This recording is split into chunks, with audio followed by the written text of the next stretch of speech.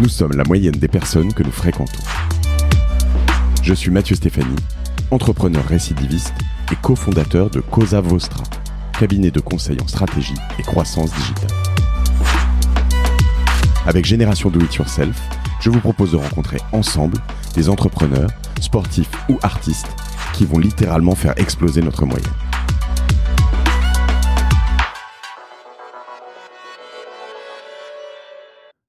Bonjour à tous, j'ai aujourd'hui l'immense plaisir d'être avec Alexandre Pro. Salut Alexandre. Bonjour Mathieu. Donc tu es le cofondateur de Conto. C'est bien ça? Exactement. Entre autres, je suis sûr que tu es plein de choses aussi dans la vie. D'ailleurs, est-ce que je peux te demander de te présenter? Oui, bien sûr. Donc Alexandre Pro, effectivement cofondateur de Conto, qui est une néobanque pour petites entreprises qu'on a créée il y a un peu plus de 2 ans avec mon associé Steve Anavi. Et voilà, donc c'est la dernière partie, on va dire, de ma vie professionnelle. Il y a eu autre chose avant, donc on en parlera probablement ensemble pendant ce podcast. Écoute, ouais, ça m'impressionne toujours. Un des tout premiers épisodes que j'avais tourné était avec Céline Lazorte. Ça devait être le 2e ou le 3e. Et je trouve que, alors tu as un lien spécifique avec la banque, hein, on va y venir, mais c'est tellement cool de créer une banque en fait en soi quand même. Oui, tout à fait. Alors c'est même bien que c'est ça. J'ai regardé tout à l'heure la liste. Je crois que c'était ton deuxième podcast. Et Céline en plus, effectivement, elle est tout à fait pertinente pour introduire, j'allais dire, Conto et moi sur ce podcast, puisque l'industrie, il y a beaucoup de similarités et surtout, il se trouve que Céline en fait a investi dans Conto. C'est une des business angels qui a permis le démarrage de Conto il y a 2 ans. Donc voilà. Et c'est vrai qu'elle a à la fois par le secteur, mais aussi par le fait qu'elle soit une femme et qu'elle était très jeune quand elle a créé Litchi et puis ensuite MangoPay. C'est vrai que c'est un peu une des figures on va dire de la fintech et de l'entrepreneuriat en France. Et donc c'est effectivement très proche. J'invite tous ceux qui l'ont pas fait à écouter cet épisode avec Céline. Alors même si faudra être un peu j'ai beaucoup de tendresse à écouter ces épisodes, mais maintenant ça faisait partie des tout premiers, donc j'étais vraiment très débutant. Je veux pas dire que je suis aujourd'hui arrivé là où je veux arriver, mais quand je les réécoute, j'ai un peu honte. Mais en l'occurrence, Céline est très intéressante. Et voilà. Et c'est vrai que il y a un trip quand même aujourd'hui à monter des banques qui nous semblaient des institutions quand même très froide, lointaine, gigantesque. Et je te disais d'ailleurs que ça a été un moment... on parle souvent quand on crée une start-up de la problématique à gérer et la problématique de la banque et du banquier quand tu es entrepreneur et néo-entrepreneur, en tout cas quand tu crées une société, c'est vraiment quelque chose de fou. Donc forcément, quand tu as créé plusieurs boîtes, tu te dis attends, faut faire quelque chose parce que c'est vraiment trop merdique en fait. Oui, tout à fait. C'est exactement d'ailleurs comme ça que c'est arrivé entre guillemets, c'est-à-dire qu'on a créé Conto avec Steve, donc mon associé. On avait créé une première société en 2013 qui n'avait rien à voir, qui s'appelait Smokio, qui était pour la petite histoire donc première cigarette électronique connectée, qui était donc un objet connecté qui permettait de mesurer sa consommation de nicotine et qui était un outil d'aide au sevrage tabagique. Donc pas grand-chose à voir avec la tech. La société a été rachetée en 2015-16 et puis ensuite on s'est dit qu'est-ce qu'on fait maintenant? On a bien aimé travailler ensemble. Voilà, on a envie de refaire quelque chose ensemble. Et maintenant, travaillons sur un sujet qui nous a peiné, qui nous a frustré pendant notre première vie entrepreneuriale, donc quand on a créé Smokio. Et très rapidement, on en est venu au sujet de la banque au quotidien, avec des outils qui nous semblaient pas adaptés, une relation avec notre conseiller bancaire qui nous semblait non plus pas adaptée à nos exigences et à notre quotidien d'entrepreneur. Ou une non-relation, c'est aussi la possibilité. Ou on peut dire une non-relation. Oui. Et sur la partie aussi tarifs et transparence, en tout cas, il y a beaucoup de choses à améliorer. Et donc, c'est comme ça qu'on a eu, j'allais dire, l'idée de lancer Conto. Et puis, on a validé cette idée avec pas mal d'entretiens avec des entrepreneurs autour de nous. C'est là où je t'arrête. Alexandre, pardon. Moi, on me dit Alex, hein, donc je vais t'appeler Alex parce que tu peux dire Alex me aussi, fait plaisir. Mais en fait, et je les remercie, mais Anto, qui a supporté à plusieurs fois ce podcast, et Gabriel nous ont mis en relation. Elle parle que de Alex chez toi, donc du coup je t'appellerai Alex. Ça va, y a pas de donc problème. Alex, je t'arrête et on va revenir un peu en arrière, voire beaucoup en arrière, parce que je voudrais qu'on revienne évidemment sur ces points-là, mais en détail. Et Smokyo, c'est aussi quelque chose, je pense qu'il faut que tu m'expliques un peu plus que ça. Tu es parisien, toi? Tout à fait. Ouais, un pur produit parisien. Je suis un pur produit parisien. J'adore Paris, même si, comme tout le monde, je pense qu'il y a des choses qu'on pourrait améliorer à Paris. Ouais. Et j'adore aussi voyager. Donc, c'est une des beautés aussi d'être à Paris, c'est que c'est une ville par définition très bien connectée, avec des aéroports qui vont, des vols directs pour à peu près partout dans le monde. Et donc, je suis parisien, j'adore Paris, mais j'adore aussi voyager. Donc, quand j'en ai l'occasion, c'est quelque chose que j'aime beaucoup faire, effectivement. Donc toi, tu as un parcours assez finalement potentiellement dans une border excellence et à la fois aussi peut-être quelque chose, tu vas me raconter, hein, mais comment tu es arrivé là? Tu as fait HEC l'INSEAD, c'est ça? Tout à fait. Ils sont quand même assez solides, quoi. Je veux dire, quand tu... et à la fois, quand tu as fait HEC l'INSEAD, t'es pas forcément prédisposé à être entrepreneur, quoi. Surtout à te lancer dans la cigarette électronique, quoi. Ouais, non, pas du tout. Donc, effectivement, j'ai eu, on va dire, une scolarité et début de carrière très bon élève, on peut le dire comme ça, avec prépa, école de commerce, etc.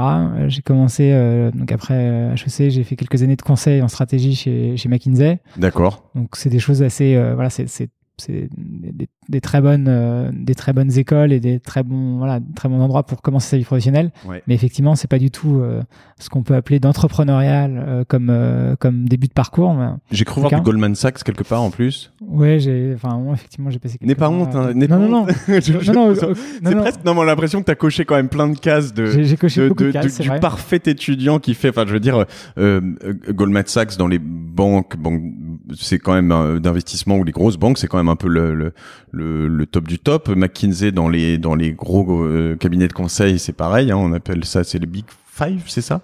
Big Four, je sais plus d'ailleurs. Big Four, c'est plutôt pour les cabinets d'audit en général. D'accord. Donc les Price, EY, etc. Pour le conseil en stratégie, il n'y a pas tellement de noms comme ça, mais effectivement, c'est un des quand même dans le haut du panier, quoi. Voilà, une des belles marques. Et en effet, c'est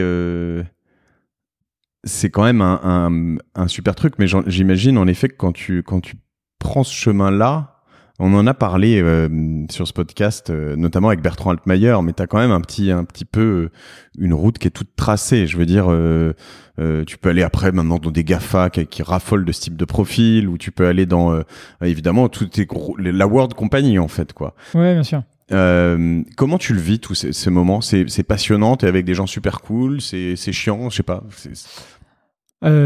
Franchement, c'était des super années d'apprentissage, de formation, quand même aussi d'ouverture, on va dire, sur un certain monde. C'est-à-dire que typiquement chez McKinsey, j'ai fait des très jeunes, puisque j'avais 25, 26, 27 ans. Enfin, j'ai fait des projets pour des boîtes très internationales, avec des équipes elles-mêmes très internationales. Donc, on pouvait par exemple travailler sur la stratégie à 5 ans d'une grande entreprise au niveau mondial. Donc, il y avait dans l'équipe un Américain, un Italien, un Chinois, etc. Enfin, ce genre d'équipe très multiculturelle et avec une vision vraiment globale d'une grande entreprise.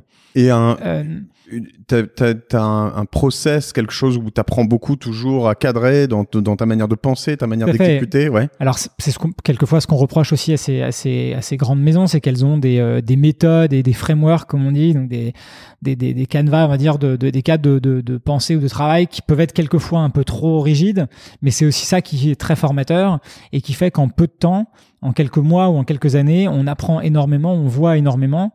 Et donc j'étais, comme beaucoup de gens, je pense, extrêmement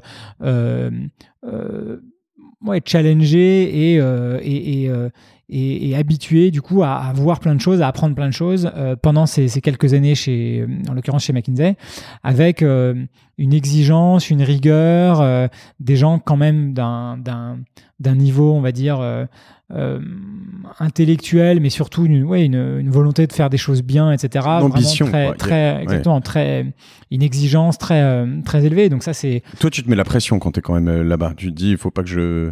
Enfin. Bah, tu te mets la pression, surtout que, la plupart des gens, franchement, se la mettent eux-mêmes. C'est aussi les gens qui sont recrutés là-bas se mettent en général eux-mêmes la pression.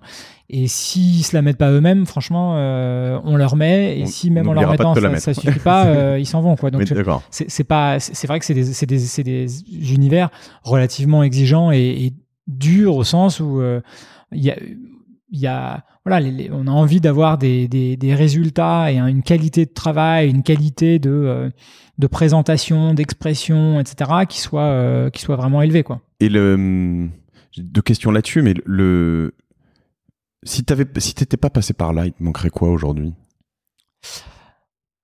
Je sais pas si je vais répondre à ta question, mais si c'était à refaire, je pense que j'irais plutôt tu vois, faire je sais pas, l'Epitech ou 42 ou enfin. Je pense qu'il y a. T'aurais préféré savoir un peu coder, comprendre les bases de tout ça plutôt que. Ouais, même pas les bases. J'aurais préféré faire le code moi-même, quoi. Tu crois que aujourd'hui ton rôle, alors on y viendra, mais chez Conto justement, il est pas ailleurs que là-dedans? Si, mais donc pas forcément. Je dis pas que si c'était à refaire, je ferais 42 ou l'Epitech et que j'arriverais à faire ce que je fais aujourd'hui mieux. Je pense que je ferais peut-être pas la même chose, mais objectivement, la révolution quand même des dernières années, je sais pas si c'est des 10, 15 ou 30 dernières années, mais elle tient quand même énormément autour de l'informatique et du code et du software. Et c'est un monde que je comprends plutôt pas mal, mais je suis quand même un peu spectateur de tout ça, quoi. Donc moi j'adore les langues. Je parle un petit peu chinois, j'ai un peu perdu depuis quelques années parce que ça fait longtemps que j'ai pas pratiqué, mais c'est un peu comme, enfin voilà, c'est un peu galvaudé ce que je veux dire, c'est un peu comme une langue. Donc si on la parle, on comprend, et si on la parle pas, on peut comprendre quand on nous explique. Mais évidemment, il y a une énorme différence entre parler ou pas parler, quoi. Et voilà, donc je pense que le code c'est un peu pareil. Et puis après, il y a le fait aussi de le pratiquer, évidemment, parce que si on arrête de pratiquer une langue, en général, on la perd ou on l'oublie. Et donc moi, je suis, enfin. Je trouve que si c'était à refaire, j'aurais bien aimé pouvoir maîtriser une partie de cette partie du monde qui nous entoure, qui est évidemment très très importante, quoi. Je confirme que t'as pas du tout répondu à ma question en fait, mais du coup non. Si je reformule, qu'est-ce que dans ces canevas ou dans ces choses-là, si t'avais 2-3 enseignements forts au-delà j'ai l'impression que dans des grosses firms comme ça, les grosses, tu bosses alors. C'est vraiment les plus jeunes bossent encore plus. Il y a un moment où quand tu arrives à 35, 40, tu deviens un peu chef d'orchestre. Mais alors, au-delà de la masse de travail que tu dois appliquer, est-ce qu'il y a des gros enseignements que tu peux me donner, dont tout le monde peut profiter, ou est-ce que c'est... Ouais, les gros enseignements, c'est des méthodes pour résoudre un problème. Et pour résoudre un gros problème, en gros, l'idée, c'est de le découper en petits problèmes qu'on va résoudre les uns après les autres, ou en tout cas en parallèle. Et à la fin, du coup, ça résout le gros problème. Donc, dit comme ça paraît très théorique. Mais c'est intéressant. C'est une capacité à se dire, voilà, comment, je sais pas, imaginons une entreprise française qui veut, d'ailleurs, c'est un peu ce qu'on vit aujourd'hui chez Conto, qui veut s'européaniser, donc se lancer dans d'autres pays. Comment on découpe ça? Alors, il y a une partie organisation, il y a une partie produit, il y a une partie réglementaire, il y a une partie commerciale, il y a une partie, etc., etc. Et donc, c'est la capacité à savoir organiser et prioriser tous ces éléments de manière efficace, à les répartir en équipe et à travailler bien en équipe en parallèle. Il y a un gros élément qui est vraiment la parallélisation des différentes choses. Souvent, ce que les grandes entreprises ont du mal à faire, c'est à paralyser les choses. Donc elles disent, OK, quand on aura le plan, on verra ce qu'on peut faire commercialement, et puis quand on sait ce qu'on fera commercialement, on pourra regarder opérationnellement comment on le fait, et c'est pour ça que ça met beaucoup de temps. La capacité des startups, ou en tout cas des boîtes plus récentes, d'aller plus vite, c'est notamment le fait de pouvoir paralléliser pas mal de choses, quoi. Ça, j'imagine que lorsqu'on a des nouveaux termes de scale-up ou de choses comme ça, mais dans une boîte comme Conto qui vient de lever 20 millions de ça, ouais. Félicitations. Même si c'est pas une fin en soi, en l'occurrence. En fait, c'est quand même hyper intéressant, je veux dire, et très rassurant pour des investisseurs parce que moi, je vois les business sur lesquels on est. Alors, t'es passé par là sur ton précédent business et Conto au début, mais quand tu crées un business from scratch, de zéro, que t'as 2 personnes, 3 personnes, 4 personnes au début, que tu passes à 5, à 10, bon, ça peut grossir vite, mais tu passes pas comme j'ai eu certaines personnes sur ce podcast qui sont passées de 20 à 200 en un an, et toi, j'imagine qu'il y a des chiffres un peu astronomiques aussi comme ça. Pour être capable d'aller vite comme ça, je pense que ce genre de qualité d'organisation, d'apprentissage, ça a une valeur importante. Au risque de te contredire, je suis pas sûr. Non, vas-y, je t'en prie. Je pense que je pense que concrètement, si je regarde mon expérience, le fait d'avoir sur son CV très concrètement quelques années dans les grandes écoles connues, les grands cabinets de conseil connus, etc., ça rassure beaucoup de gens, en tout cas au début, sur la capacité à travailler, à être rigoureux, à être organisé, etc. Donc, les investisseurs, ça les rassure pour investir. Des partenaires potentiels, ça les rassure parce qu'ils vont dire, ils sont carrés, ils sont organisés, etc. Et des collaborateurs que tu veux recruter, ils vont se dire, il n'est pas complètement idiot, il a fait des bonnes études, il est carré, il a bossé, etc. Enfin, ce genre de choses. Une fois que j'allais dire que le démarrage, donc c'est vraiment important pour le démarrage, une fois que le démarrage est acquis, donc une fois que tu as passé les, 20, 30 personnes dans l'équipe, que ça commence, le produit commence à plaire, le product market fit, comme on dit, a été trouvé, etc. Ensuite, donc le product market fit, c'est quand le produit trouve son marché. Hein. Exactement. Et donc, une fois que la validation produit a été obtenue, le scaling, comme on dit, ou donc le fait de pouvoir, le passage à l'échelle ou la croissance forte, franchement, ça s'apprend pas du tout dans des cabinets de conseil ou ailleurs. Je pense que ça s'apprend uniquement quand on l'a déjà vécu, en étant, j'allais dire, aux manettes. Nous, concrètement, là, on est passé en un an chez Conto de à peu près 30 personnes à 115. Franchement, je l'avais jamais fait, je l'avais jamais pratiqué, j'avais jamais appris.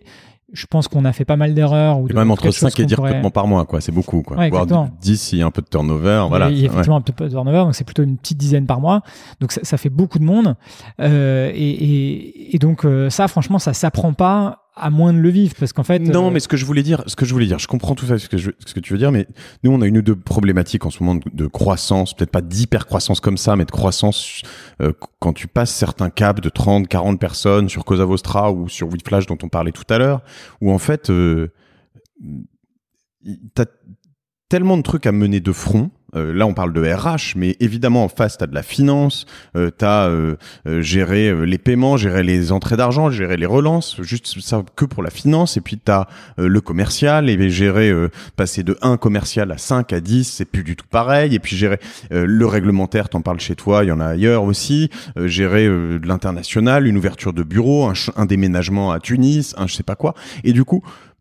En fait, être capable de faire plein de petites cases pour ces petits trucs et de se dire, OK, on priorise, etc., c'est une des techniques que je commence à me forcer à faire, parce que sinon, tu as une sorte de priorisation qui est délicate. Ça part un peu dans tous les sens tout le temps, et il faut vraiment être capable de se dire, non, ça, je le règle en premier, ça, et faire une queue, quoi, un truc. Bien sûr. Non, mais disons que c'est vrai que pour ce que tu disais, je pense que sur la capacité un peu analyse, synthèse, structuration, organisation, ça, c'est des choses que des années chez McKinsey, par exemple, apprennent vraiment à développer, et qui effectivement sont des qualités, si on peut dire, qui servent probablement toute la vie, ou en tout cas une bonne partie de la vie professionnelle. Donc de ce point de vue-là, tout à fait. Après, tous les enjeux de recruter rapidement beaucoup de gens, faire grossir une organisation, avoir une culture qui arrive à suivre le fait qu'il y a toutes les semaines des nouvelles personnes qui arrivent, et que donc il faut non seulement intégrer les nouvelles personnes, mais il faut aussi accompagner l'équipe existante pour faire en sorte qu'elle soit pas décontenancée, on va dire, par le fait que l'organisation change assez rapidement et que les gens qui sont arrivés quand on était 30, un an plus tard, on est 120 ou 115, et donc eux aussi, le Conto qu'ils connaissaient, il a beaucoup changé. Et donc ça, c'est aussi un enjeu d'accompagner tout le monde. Et de ce point de vue-là, la partie plus, on va dire, humaine et interaction humaine, celle-là, elle s'apprend pas vraiment. Elle se vit vraiment au quotidien et avec l'expérience. C'est surtout sur ce point de vue-là, je pense qu'on peut pas vraiment le préparer. Alors, pour revenir un peu sur ton background, donc, alors, et du coup, l'INSEAD, tu l'as fait après Goldman, ou comment ça s'est passé alors ? Alors après HEC, donc j'ai passé quelques années donc chez McKinsey. D'accord. Et ensuite j'ai été faire un MBA à l'INSEAD à Singapour en 2010. Pourquoi ? C'est une bonne question. Première raison, c'est que je voulais faire un petit break pour voir ce que j'avais envie de faire de ma vie, notamment professionnelle, en ayant une année de réflexion et un petit peu de pause sur est-ce que j'avais notamment envie de continuer une carrière dans le conseil qui a évidemment plein d'avantages comme on l'a mentionné tout à l'heure, mais qui me satisfaisait pas pleinement, notamment pour la question d'être toujours un peu spectateur. On n'est jamais vraiment opérationnel, on fait pas des choses soi-même, etc. La marque McKinsey était très forte, mais moi de temps en temps je me disais que je sois là ou pas là, évidemment ça va pas changer grand chose, ce genre de choses. Donc j'avais envie de réfléchir un peu à tout ça. J'avais même si j'ai voyagé pour le travail avec McKinsey, j'avais quand même assez envie de partir habiter quelque temps à l'étranger, et de ce point de vue-là, Singapour c'était un très bon une très bonne localisation, notamment parce comme j'aime bien, je parlais tout à l'heure de chinois, etc., et l'Asie, j'étais très content de pouvoir passer un peu de temps là-bas. Et il y avait un point déjà qui me titillait un peu, qui était est-ce que j'ai pas envie de lancer une boîte, d'être entrepreneur, pour le dire vite. Et voilà, donc c'est pour toutes ces raisons-là que je suis parti donc à l'INSEAD. J'ai passé pas mal de temps à l'INSEAD à faire des cours autour de l'entrepreneuriat, de la création d'entreprise, de business plan, etc. Mais surtout, parce que c'est probablement le plus important et le plus intéressant, à discuter avec des gens qui avaient des profils différents du mien, donc qui n'étaient pas forcément consultants avant, qui étaient d'ailleurs voilà. C'est ce qu'expliquait dans ce podcast Arnaud Montebourg, qui est passé, tu l'as peut-être suivi, mais par l'INSEAD, qui disait, qui mettait en avant que dans sa formation, alors je sais pas quelle certification ou master où c'était, il l'a précisé, mais que lui par exemple donnait un cours sur les nationalisations. Et tu dis, c'est vrai que c'est quand même assez cool de pouvoir avoir un ancien ministre de l'économie, du redressement productif et du numérique, je crois, qui te fait un cours sur les nationalisations. C'est unique en fait, je veux dire, et surtout quand c'est un de tes fellows, donc un de tes comment on appelle ça, étudiants, enfin dans la même promo que toi, camarade de promo, donc tu avais peut-être eu ce genre de choses assez sympa aussi. Ouais, donc il y avait, donc ça c'était un gros, un aspect très intéressant à l'INSEAD. Le deuxième aspect qui est évident, c'est vraiment l'origine géographique en termes de nationalité. C'est un peu l'ONU de la business school, quoi. Donc il y avait, on est une cinquantaine d'étudiants par classe. D'accord. Et dans ma classe, on devait être, je sais pas, 30 ou 35 nationalités. Donc, dès qu'on parlait d'un sujet, il y avait quelqu'un qui avait un point de vue très intéressant, qui parlait de son pays ou d'un pays dans lequel il avait vécu, qui était, enfin voilà. Et donc, quand on parlait, j'ai le souvenir par exemple qu'on parlait de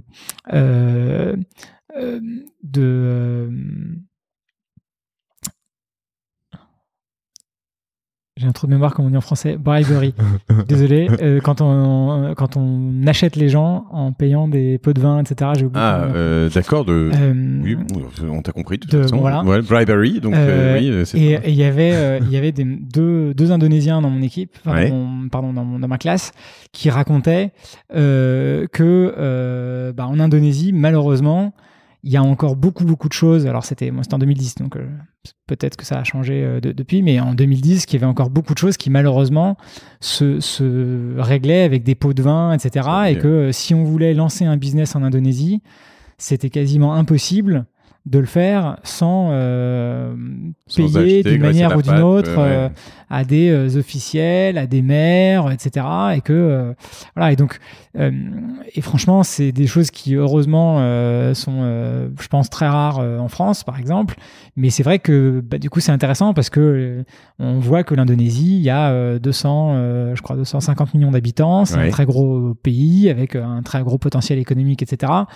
Et donc on se dit si un jour on a, alors, et c'est pas forcément direct, c'est-à-dire qu'il disait vous payez pas forcément directement quelqu'un, mais vous payez quelqu'un beaucoup plus cher que ce qui serait normal de payer, et puis lui se charge ensuite entre guillemets d'arroser des gens autour. Voilà.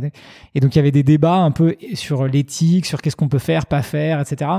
Et je trouvais que c'était très concret et très intéressant. T'as pas perdu ton année, quoi. Donc voilà, donc j'ai pas perdu mon année. Vas-y. Non, je t'en prie. Et du coup, avant, quand tu vas à l'INSEAD, parce que c'est vrai qu'on peut se dire que le parcours que tu as avant, finalement, tu dis HEC, McKinsey, t'as pas besoin de ça, ni pour forcément le réseau, ni pour le tampon, etc. Donc tu vas vraiment chercher un truc où tu te dis, je suis peut-être pas assez fort pour monter ma boîte, ou c'est de la curiosité intellectuelle. Non, c'est une bonne question. Franchement, je pense sans prétention que je suis vraiment le profil qui avait le moins besoin, d'un point de vue, on va dire, rationnel, d'aller à l'INSEAD. Souvent, l'INSEAD, on le fait quand on veut justement devenir consultant et qu'on a un passé plus spécialiste dans un domaine, ou bien quand on a fait une école d'ingénieur ou des études assez différentes avant pour avoir un tampon entre guillemets business sur son CV. Qu'on a été député toute sa vie et puis qu'on a envie et qu'on veut rentrer un peu dans le monde tous ces éléments-là. Effectivement, avec HEC et McKinsey, c'était pas tellement mon cas. Non, moi j'avais vraiment. C'est bien pour ça que je te posais la question. C'est vrai que c'est presque surprenant. J'avais vraiment envie de passer une année à m'ouvrir sur le monde, rencontrer des gens qui venaient d'à peu près tous les pays du monde, discuter et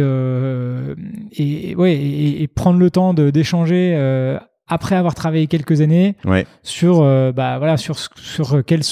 que j'avais envie de faire ensuite. Et puis et je pense que ça m'a permis de un peu lever le pied aussi et de réorienter, alors on en parlera après, un peu ma carrière professionnelle, en changeant ensuite, et j'aurais peut-être eu moins de facilité à le faire si j'étais resté chez McKinsey et que j'avais pas levé un peu le nez du guidon, quoi.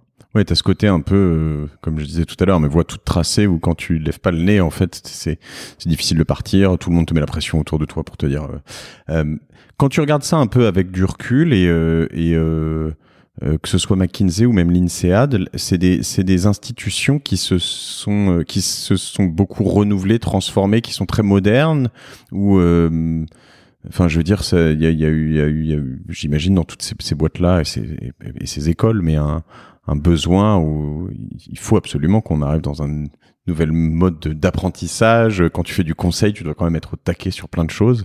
Ouais.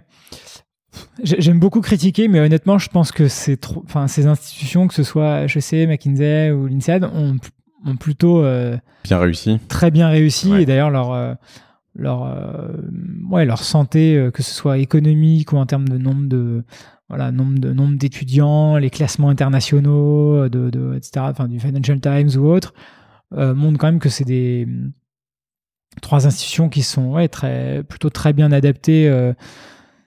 En tout cas à un monde qui est beaucoup plus international, qui est beaucoup plus tourné vers l'entrepreneuriat et des initiatives dans différents domaines.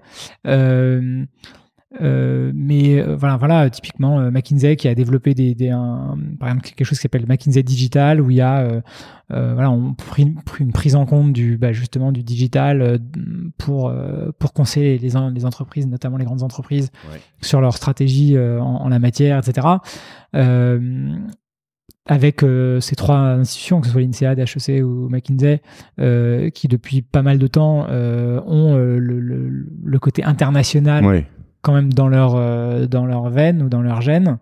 Et donc de ce c'est point de très vue-là, clair, hein, pour ceux qui connaissent pas HEC, où j'ai eu l'opportunité ces dernières années de donner 1 ou 2 cours dans le campus, et tous les cours sont en anglais. Dans le campus, on n'entend que parler anglais. Enfin, c'est une business school plus qu'une école de commerce. Hein. Je veux dire, on est vraiment sur quelque chose qui est. Alors certains le déplorent parce que c'est vrai que quelquefois c'est un peu dur de se dire que dans une école de commerce qui quand même à la base est française, il y a peut-être un peu trop d'anglais parfois, mais malheureusement c'est devenu la langue du business. Il faut admettre un jour qu'on n'a pas gagné et c'est vrai que si on veut attirer les meilleurs étudiants chinois, indiens, américains ou même malheureusement européens, il faut admettre que tout le monde ne parle pas français mais même français. Je veux dire, à un moment aussi, il faut accepter que la langue du business, comme tu le dis, mais moi je suis à 2 doigts de faire parler tout le monde en anglais chez Cosa Vostra, puisqu'on a des bureaux à l'étranger et que finalement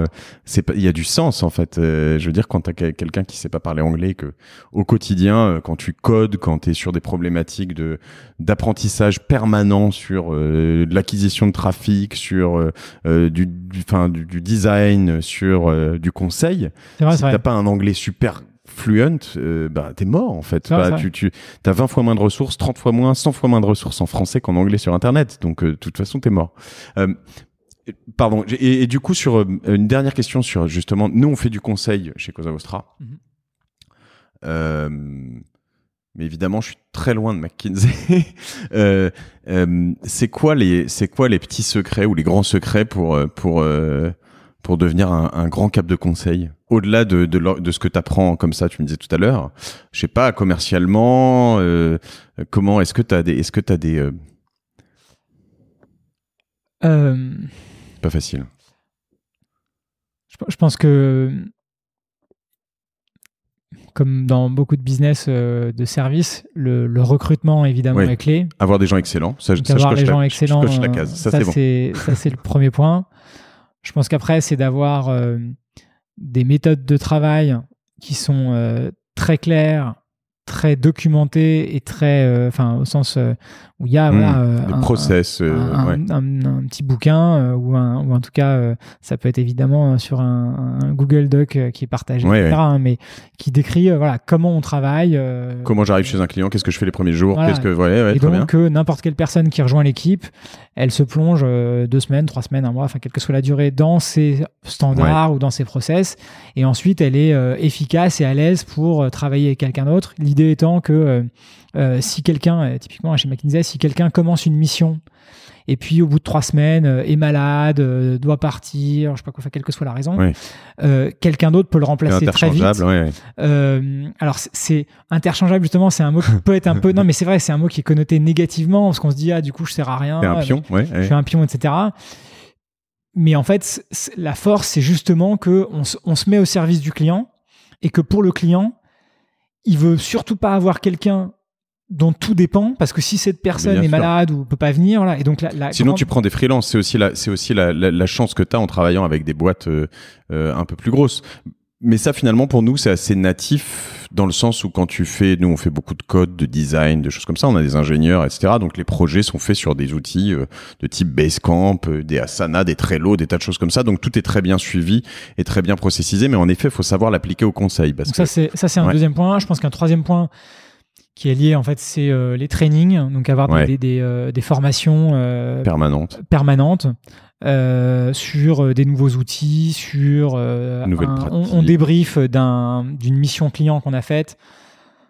Voilà quel était le problème, voilà ce qu'on a fait, voilà ce qu'on a fait, voilà ce qui n'était pas génial, qu'on aurait pu améliorer, et du coup ayez bien ça en tête pour vos prochaines missions similaires. Voilà ce qu'on a bien fait. En session plénière avec plein de monde, tu fais ça ou... ça peut être en session plénière. Ça dépend un peu de la taille de l'équipe, mais ça peut être en session plénière, tout à fait. Idéalement, ça peut être aussi avoir des clients qui eux-mêmes viennent et partagent leur feedback de voilà, sur ça, vous avez été super, sur ça, on a été un peu déçus, ça aurait pu être mieux, etc. Ça a beaucoup de valeur, quoi. Feedback is a gift, comme on dit de temps en temps. Donc c'est vrai que le feedback, franchement, c'est très important à prendre, et je pense qu'il y a un côté vertueux aussi du feedback, c'est que ça permet de s'améliorer, mais ça permet aussi de nouer quand même une relation de confiance et Bien sûr. un lien plus fort avec son client, quoi. Puis si tu prends pas ces retours, donc ce feedback, comme on va dire, oui, un retour client, quoi. En effet, tu vois, la raison pour laquelle je réécoute de temps en temps mes podcasts, par exemple, c'est pas pour réécouter une discussion que j'ai déjà eue ou entendre ma voix ou voilà ce qui m'insupporte, tu vois, mais c'est plutôt pour me dire ok, là-dessus tu fais trop comme ça, t'es trop comme ça, tu peux progresser là il faut poser et voilà, et donc le feedback c'est hyper important et d'ailleurs je remercie tous ceux qui nous écoutent et qui m'en font des feedbacks positifs comme négatifs parce que c'est hyper intéressant. Et peut-être le dernier point que j'ai en tête, alors qui est notamment pour McKinsey, qui est lié à l'ancienneté et la taille du réseau, c'est qu'il y a beaucoup d'anciens de McKinsey qui par définition sont partis, qui sont soit entrepreneurs, soit dans énormément CEO, et du coup évidemment ça crée un réseau pour McKinsey de clients potentiels, mais aussi de feedback et d'idées. Donc c'est pas forcément un intérêt immédiat commercial d'avoir ces anciens salariés comme clients, mais en tout cas si McKinsey a quelqu'un qui est parti diriger une entreprise au Sénégal, ça permet, si un jour il y a une mission au Sénégal, de lui demander, pouvoir lui dire est-ce que tu aurais une heure à nous consacrer pour un réseau d'anciens qui crée et comme c'est des anciens qui sont des gens en général de très bonne qualité et qui ont des méthodes de travail et des méthodes de pensée qui ont été structurées, j'allais dire, et qui peuvent se parler, qui peuvent se parler les uns les autres. Parce que c'est le point vraiment important, c'est que en fait un Italien ou un Chinois ou un Américain qui ont des grosses différences culturelles, ils vont avoir travaillé, même sans travailler ensemble, ils auront travaillé avec les mêmes type de cadre d'analyse, de problem solving, comme on dit chez McKinsey, donc des outils de résolution ou des cadres de résolution de problèmes. Et donc, si 5 ans plus tard, t'appelles un ancien consultant de McKinsey chinois pour lui demander comment il voit la Chine, etc. Enfin, il va en général, en quelques minutes, tu vas voir qu'il utilise des mots, des langages, des codes et une manière de structurer sa pensée et d'approcher un problème qui t'est familière parce que c'est un peu à la sauce McKinsey. C'est intéressant. Et donc ça c'est aussi une des forces je pense de ce genre d'entreprise. Finalement, c'est l'avantage d'être un pion, c'est qu'au moins entre pions, tu te comprends, quoi. Non, c'est peut-être ça. C'est pas forcément très vendeur. Je te taquine. Mais c'est peut-être ça. Non, c'est passionnant. Merci. Moi, ça me fait des feedbacks hyper intéressants. Je suis sûr pour beaucoup. Je pense qu'il y a aussi une des choses, alors qu'il va falloir que je suis en train d'essayer de résoudre, c'est la marque. C'est-à-dire que la marque, c'est tellement important. C'est-à-dire qu'entre eux, tu vois, un Bain, un McKinsey, un Bearing Point et Cosa Vostra, je veux dire un manager qui est en face, qui doit choisir deux cabinets de conseil, il sait que si jamais la mission sur laquelle il est ou il veut nous mettre foire, on lui dira jamais t'es con, t'aurais pas dû prendre McKinsey, alors qu'on pourrait lui dire t'es con, t'aurais pas dû prendre Cosa Vostra, t'aurais dû prendre McKinsey. C'est sûr. Il y a ce tampon qui est hyper fort. Ouais, c'est le fameux adage no one ever got fired for hiring IBM. Tu vois, exactement. Donc évidemment, quand tu prends le leader en tant que manager, quand tu prends le leader d'un secteur, on va jamais te dire ah mais t'es trop bête, pourquoi t'avais pris IBM à l'époque ou pourquoi t'as pris McKinsey, etc. Mais c'est une résultante de tout ce que tu viens de dire aussi, c'est-à-dire que c'est beaucoup de travail, une sorte d'héritage de dizaines d'années avec des process, des choses qui font que t'es sûr de ceux avec qui tu travailles. Très bien. Donc, t'as avancé dans tout ça. Alors, il y a quand même un peu moi, je suis toujours assez admiratif alors surtout quand on voit ton histoire de cigarette, c'est quand même super exotique derrière, quoi. Je veux dire, pour connaître un certain nombre de personnes dans ces univers, on a dû se dire mais qu'est-ce qu'il fout l'autre avec ses clopinettes, quoi, tu vois. Enfin, franchement, tu as extrêmement bien résumé la pensée. Je pense je pense que ce soit famille, amis ou gens que j'ai pu rencontrer à cette époque-là. Je pense que les gens, franchement, beaucoup de gens souriaient quand je leur disais ce que j'étais en train de faire ou la boîte qu'on avait lancée, etc. Quoi. C'est vrai que c'est... A priori, il a pas fumé que de l'électronique, quoi. C'est ce qu'ils se sont dit, en fait, peut-être. Je sais pas, mais... Ouais, et en plus, j'ai moi-même jamais vraiment fumé, donc c'était une opportunité. Assez paradoxal. Ouais.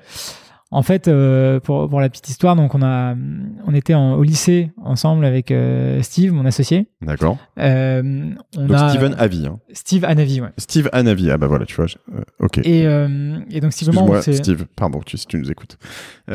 J'espère qu'il va écouter. Ouais, Steve. Et donc Steve et moi, ça fait assez longtemps qu'on se connaît du coup. Ouais.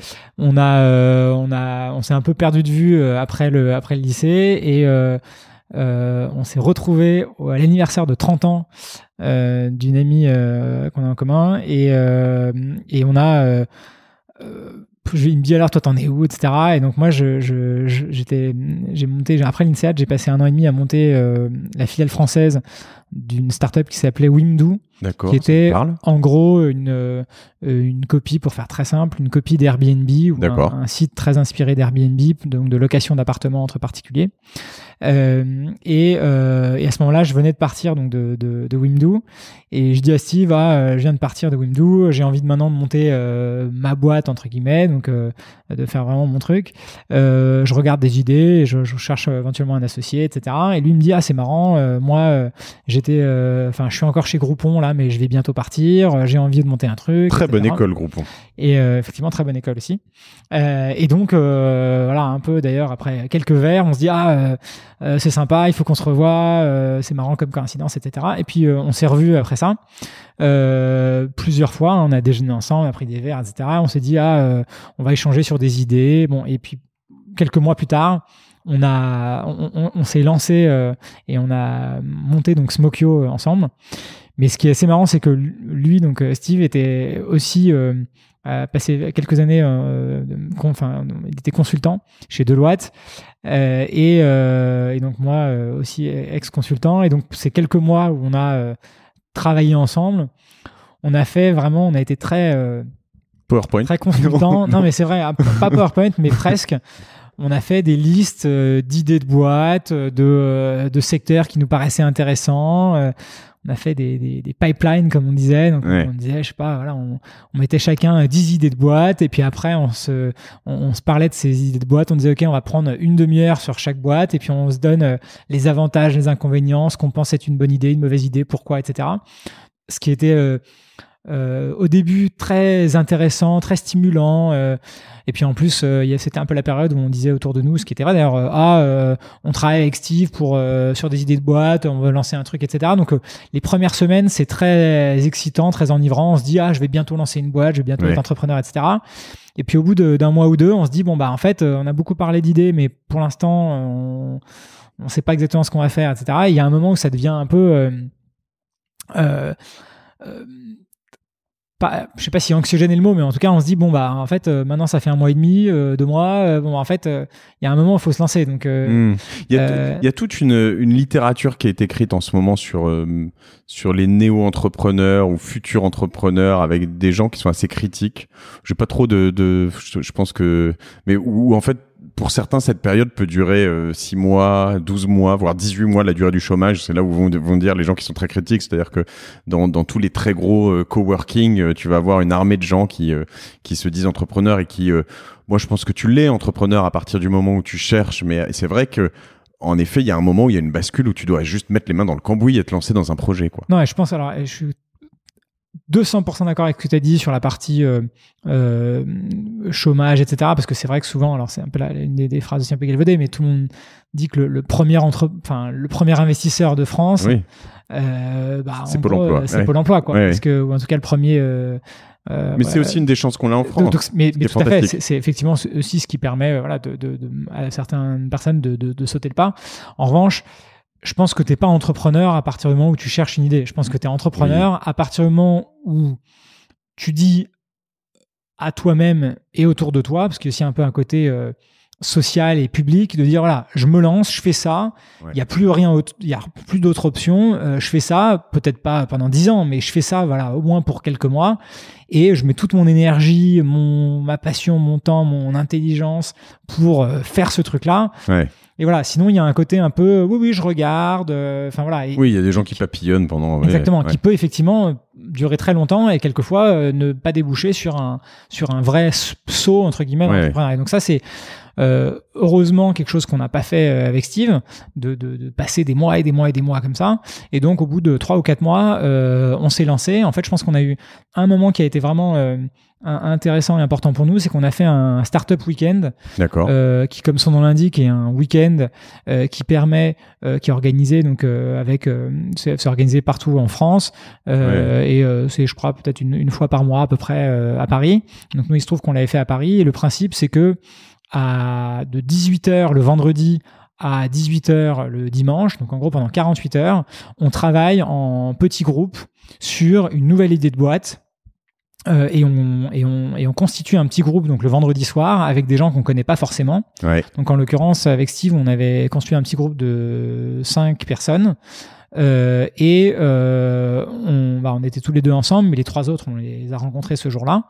Et donc pendant 2 jours, on a travaillé sur un projet qui, à l'époque, ça s'appelait donc Corner Space et qui était un projet de pop-up store, de possibilité de louer des espaces pour des pop-up stores, donc un peu comme Airbnb, mais pour des espaces commerciaux. Up Your Ear, exactement. Les Anglais, Up Your Ear, il y a une boîte qui s'appelle Storefront aussi. Enfin, il y en a plusieurs.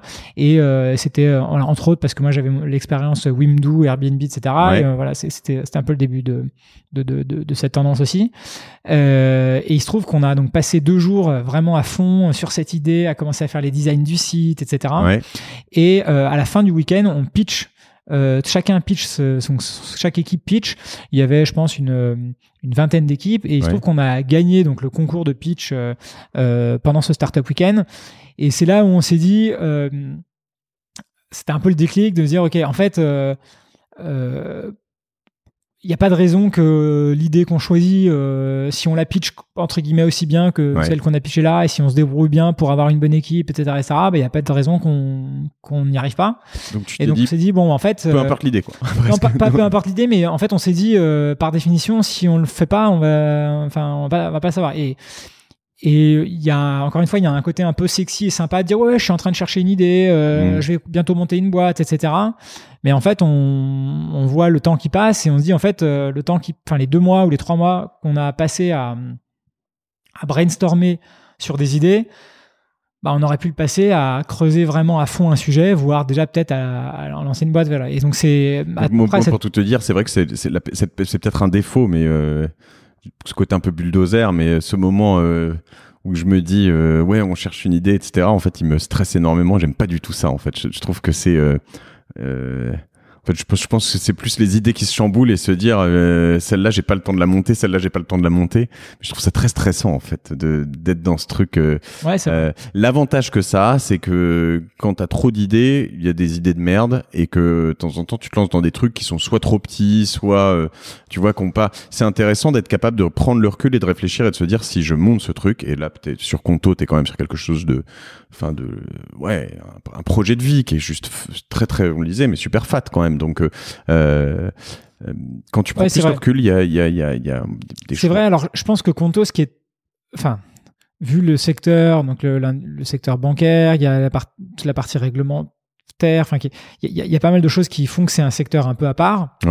Mais je pense que d'une manière générale, on sait jamais ce que va devenir la boîte qu'on monte. Alors encore une fois, Conto, c'est probablement un peu différent, puisque le secteur met un cadre assez important et assez rigide, entre guillemets, mais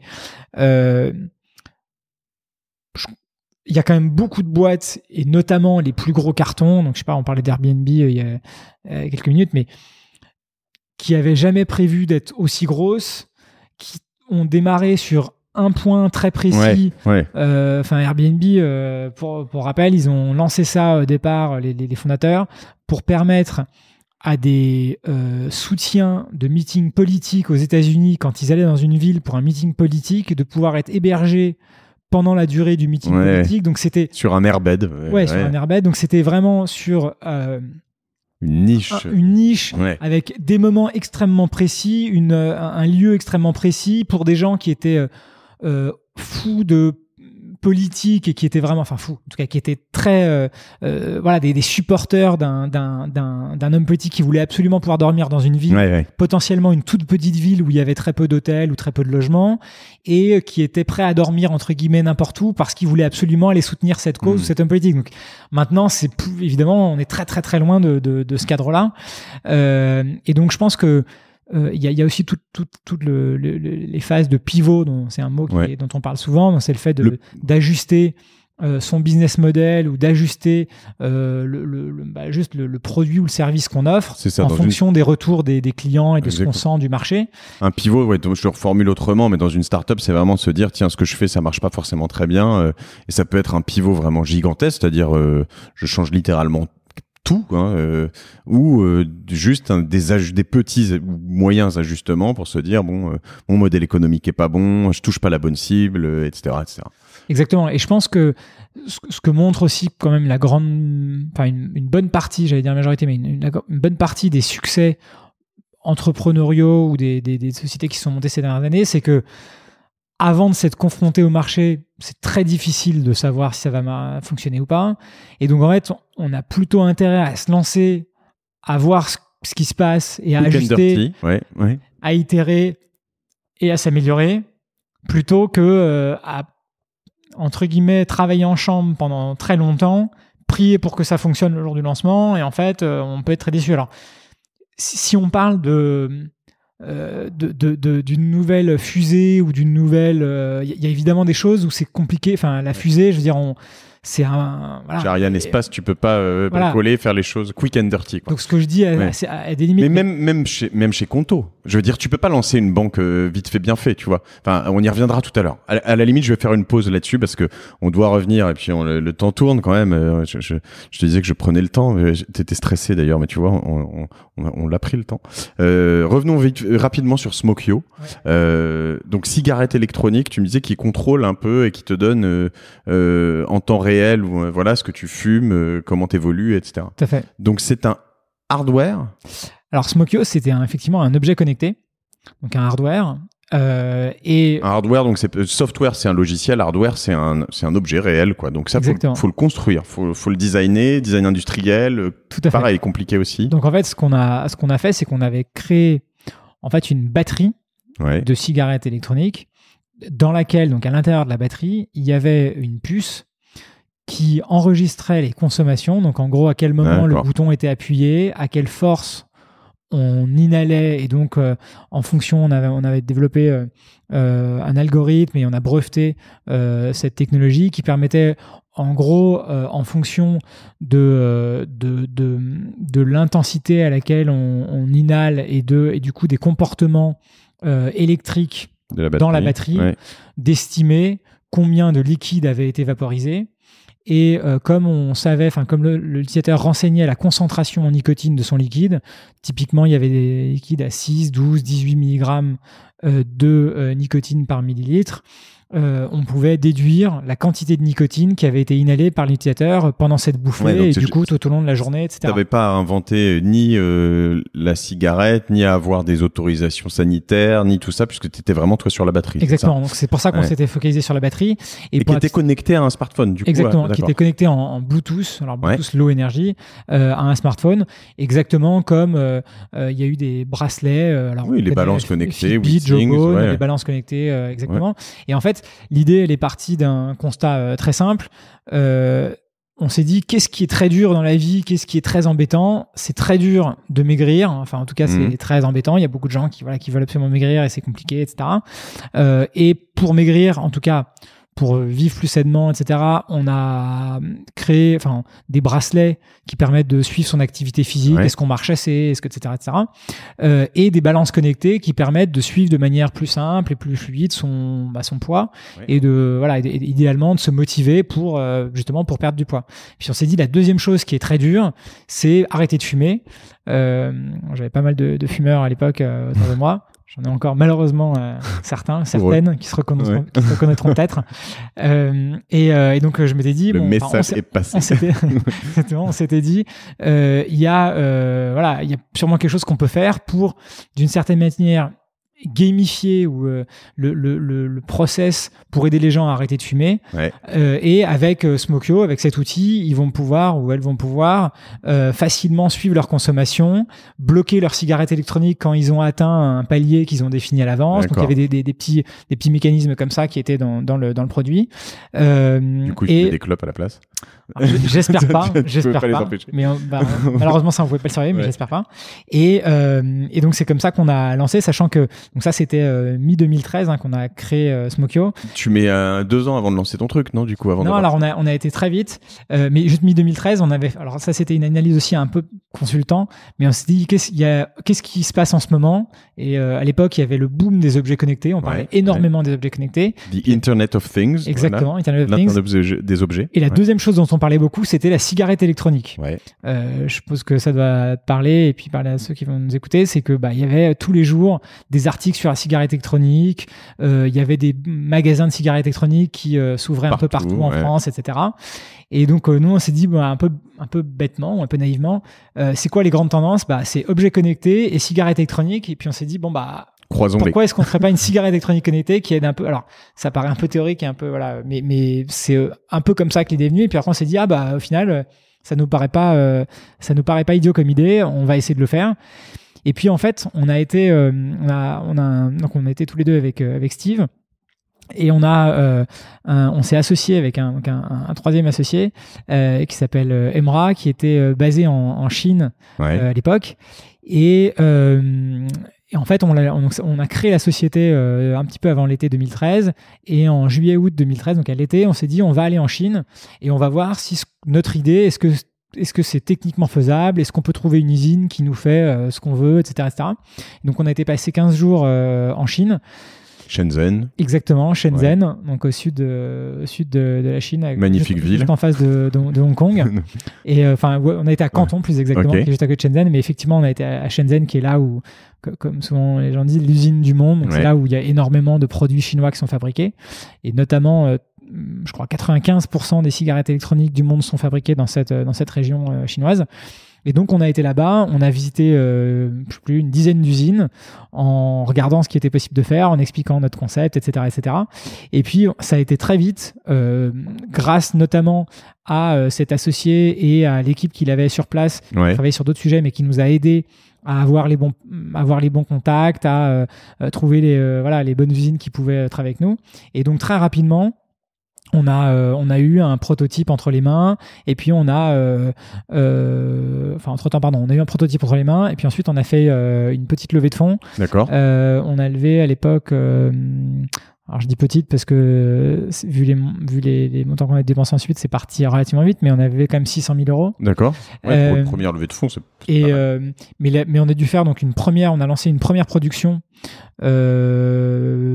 rapidement après, et puis justement on a dû donc payer la production d'avance, donc c'est pour ça qu'on avait besoin de lever des fonds.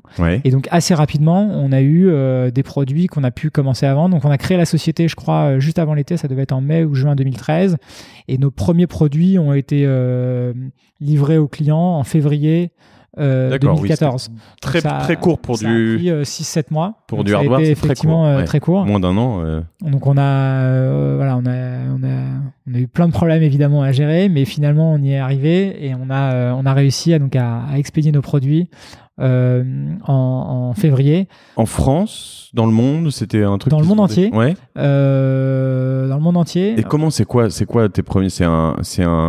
T'es sur une comment t'appelles ça, un Kickstarter, ou t'es sur comment t'expédies, comment tu te fais connaître, qu'est-ce que t'achètes ton premier produit? C'est une très bonne question, et c'est ce qui faisait toute la complexité de notre produit, c'est que le fait que ce soit une cigarette électronique, ou en tout cas une batterie de cigarette électronique, faisait que c'était compliqué, le positionnement est compliqué, parce qu'en plus, quelque chose qui s'appelle cigarette électronique, mais qui se veut être un outil de sevrage tabagique ou d'aide au sevrage tabagique, c'est un peu fume pour arrêter, quoi. Ouais, c'est un peu compliqué. C'est un peu compliqué. Dans Quelquefois, le positionnement ouais. est un peu compliqué. Et donc, notamment, il y a pas mal de services américains, et en l'occurrence Kickstarter, sur lesquels t'as pas le droit. Pas le droit d'être. Donc, tout ce qui est tabac, alcool, et évidemment les choses illégales type je sais pas quoi, drogue, etc. Évidemment n'ont pas le droit d'être sur Kickstarter, mais en l'occurrence ce produit qui est un produit tout à fait légal, on n'avait pas le droit de faire une campagne Kickstarter, ou en tout cas on n'a pas voulu prendre le risque parce qu'on n'était pas sûr que ce soit vraiment autorisé, donc on n'a pas fait ça sur Kickstarter. On l'a vendu directement sur notre site avec une pré-campagne avant même que ce soit disponible. On disait voilà, vous pouvez réserver à un tarif préférentiel votre kit Smokyo. Et on a donc commencé à expédier ça quelques mois plus tard, avec évidemment, comme tous les projets hardware, on a eu du retard. On avait prévu au départ de pouvoir expédier ça juste avant Noël. On s'était dit qu'évidemment ça pouvait être potentiellement un cadeau à s'offrir à soi-même ou à des gens autour de soi pour essayer d'arrêter de fumer à Noël 2013. Et malheureusement, on a eu 1 mois et demi de retard. Ce qui est peu pour un projet hardware, mais voilà. Donc quand tu loupes Noël, c'est relou. Je vois on en trouve toujours en ligne. Hein, c'est pas vendu sous la marque. Enfin, si Smokyo, j'ai l'impression. Donc ça c'est un première levée de fonds, deuxième levée de fonds. Non, on a fait qu'une seule levée de fonds. Ensuite, on a continué donc on a refait une autre production, on a ajouté quelques éléments. Et c'est quoi ta première prod? Combien de cigarettes tu fais? Tu te souviens? On en a fait 2500. D'accord. La première. Et ça se vend en combien de temps, 2500 T'as eu une rupture ou t'es arrivé? Non. On en a. Franchement, j'ai plus en tête. On a peut-être eu une rupture, mais comme on a refait une autre prod juste après, on n'a pas eu. Enfin, ça n'a pas été très long. On a. En fait, le secteur. Je pense que de manière très objective, la technologie et ce qu'on a développé sur plein d'aspects, donc la partie technologie, les brevets qu'on a déposés, la marque, il y a plein de choses qu'on a très bien faites. Ouais. Objectivement, c'était plus compliqué que prévu commercialement. En tout cas, ça n'a pas été le raz-de-marée commercial qu'on aurait pu espérer.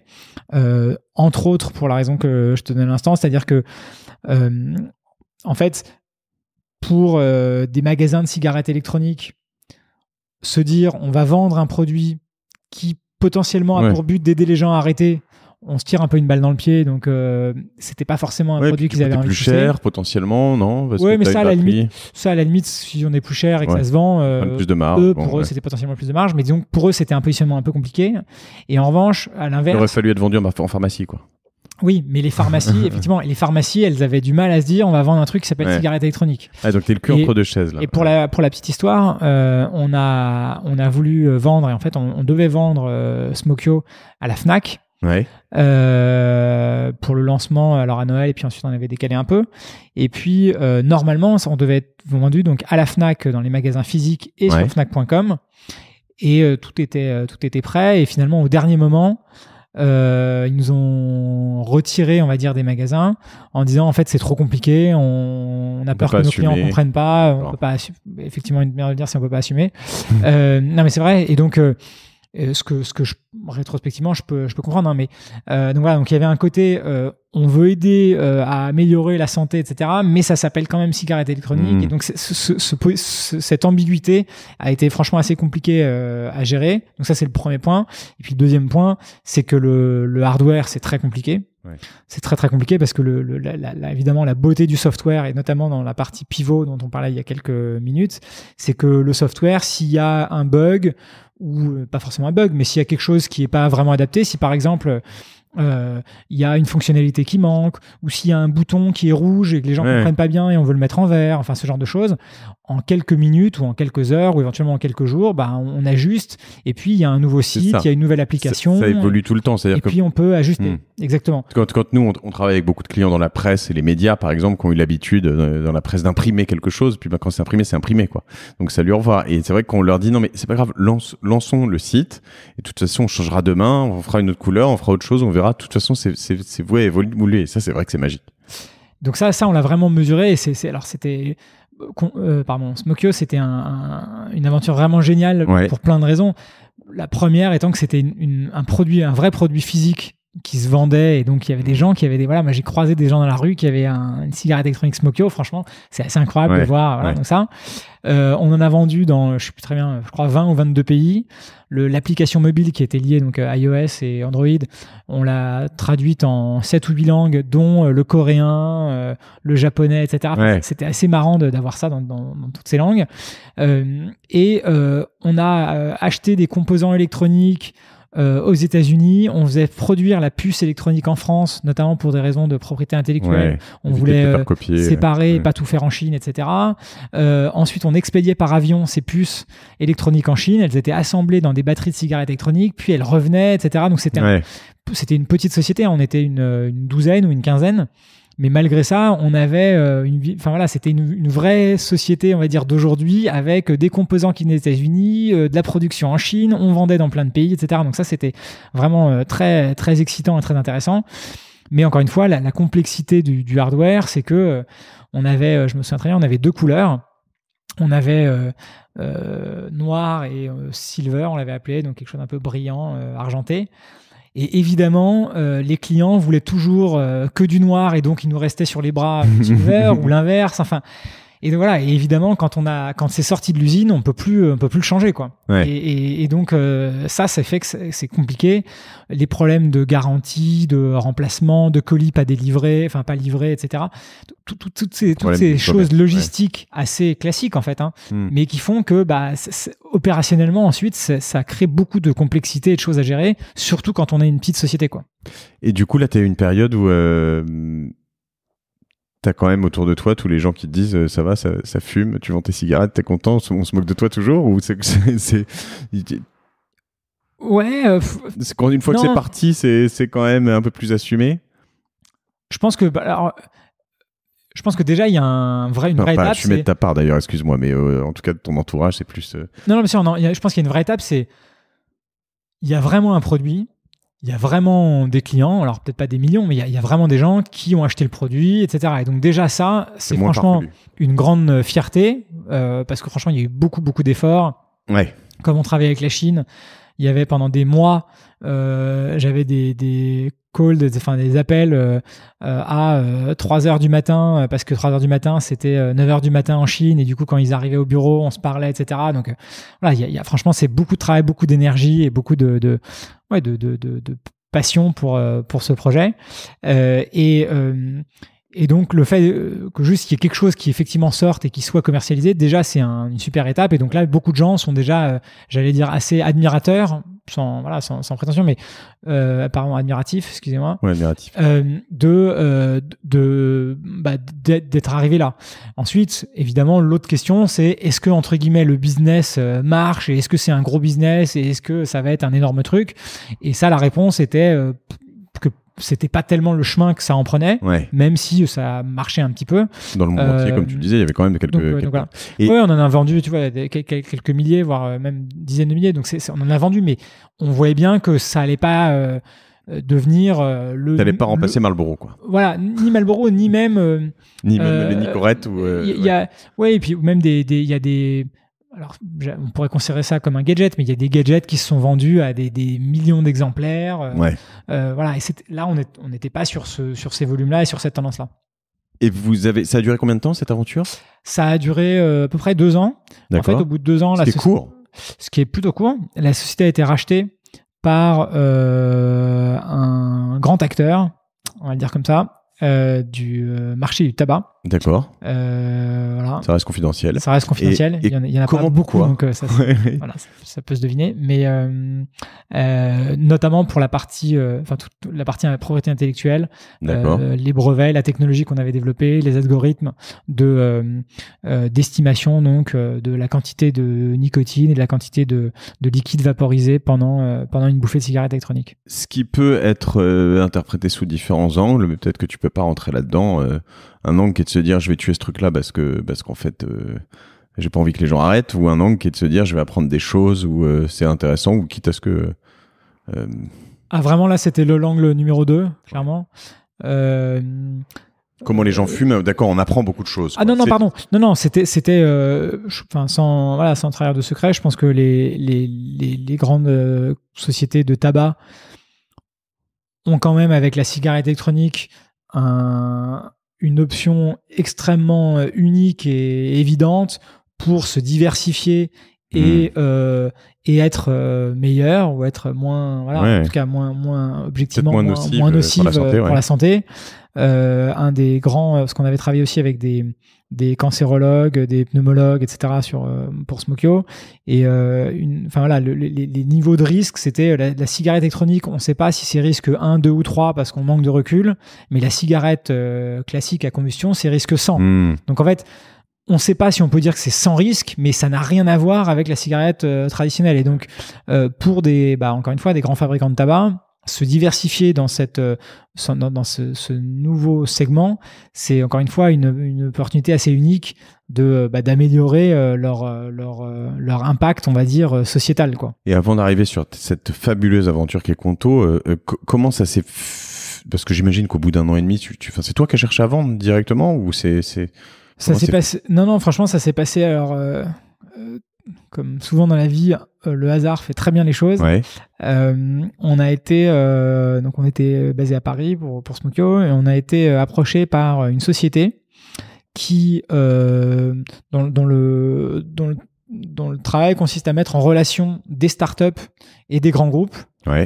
Et j'ai été invité donc à aller à Londres pour rencontrer un grand groupe qui voulait nous rencontrer, mais c'est un peu une blind date parce que je savais pas qui voulait nous rencontrer, je savais pas qui voulait rencontrer Smokyo, mais on m'a dit voilà, il y a un grand groupe qui aimerait être en relation avec vous, on vous invite à Londres pour la journée, on vous paye l'aller-retour, est-ce que vous voulez bien venir parler 2 heures de votre boîte, etc. Donc moi j'ai dit évidemment oui, peut être intéressant, on sait pas ce que ça va donner, mais voilà, ça peut être intéressant, et c'est comme ça que ça a commencé. Ouais. Et puis ensuite, quelques semaines plus tard, on m'a dit voilà, la société que vous avez rencontrée et dont je connaissais toujours pas l'identité, a beaucoup aimé l'échange qu'ils ont eu avec vous. Oui, c'est vraiment blind date. Ouais, vous n'êtes pas révélé les. D'accord. Et ils aimeraient bien poursuivre les discussions. Et eux savaient qui t'étais. Et eux savaient évidemment qui j'étais parce que j'ai parlé pendant 1 heure avec eux de Smokyo, ce qu'on faisait, etc. Non, mais surtout, je leur ai tout dit. Et donc, quelques semaines plus tard, ils nous ont dit voilà, donc ils aimeraient continuer les échanges avec vous. Est-ce que vous êtes d'accord? Donc je dis oui. Et puis donc là, évidemment, ils nous ont révélé qui ils étaient, etc.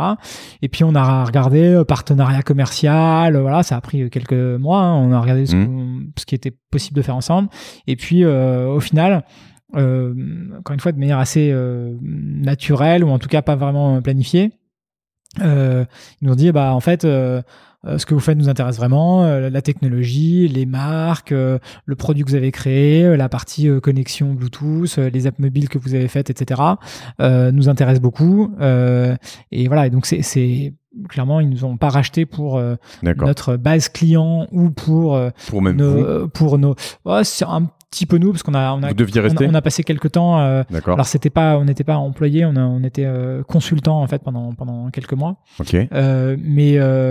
Mais effectivement, c'était pas pour j'allais dire le chiffre d'affaires ou enfin c'était surtout que encore une fois c'est une énorme boîte qui a racheté Smokyo, donc c'était pas ça a pas changé leur vie en termes de chiffre d'affaires ou en termes de nombre de clients.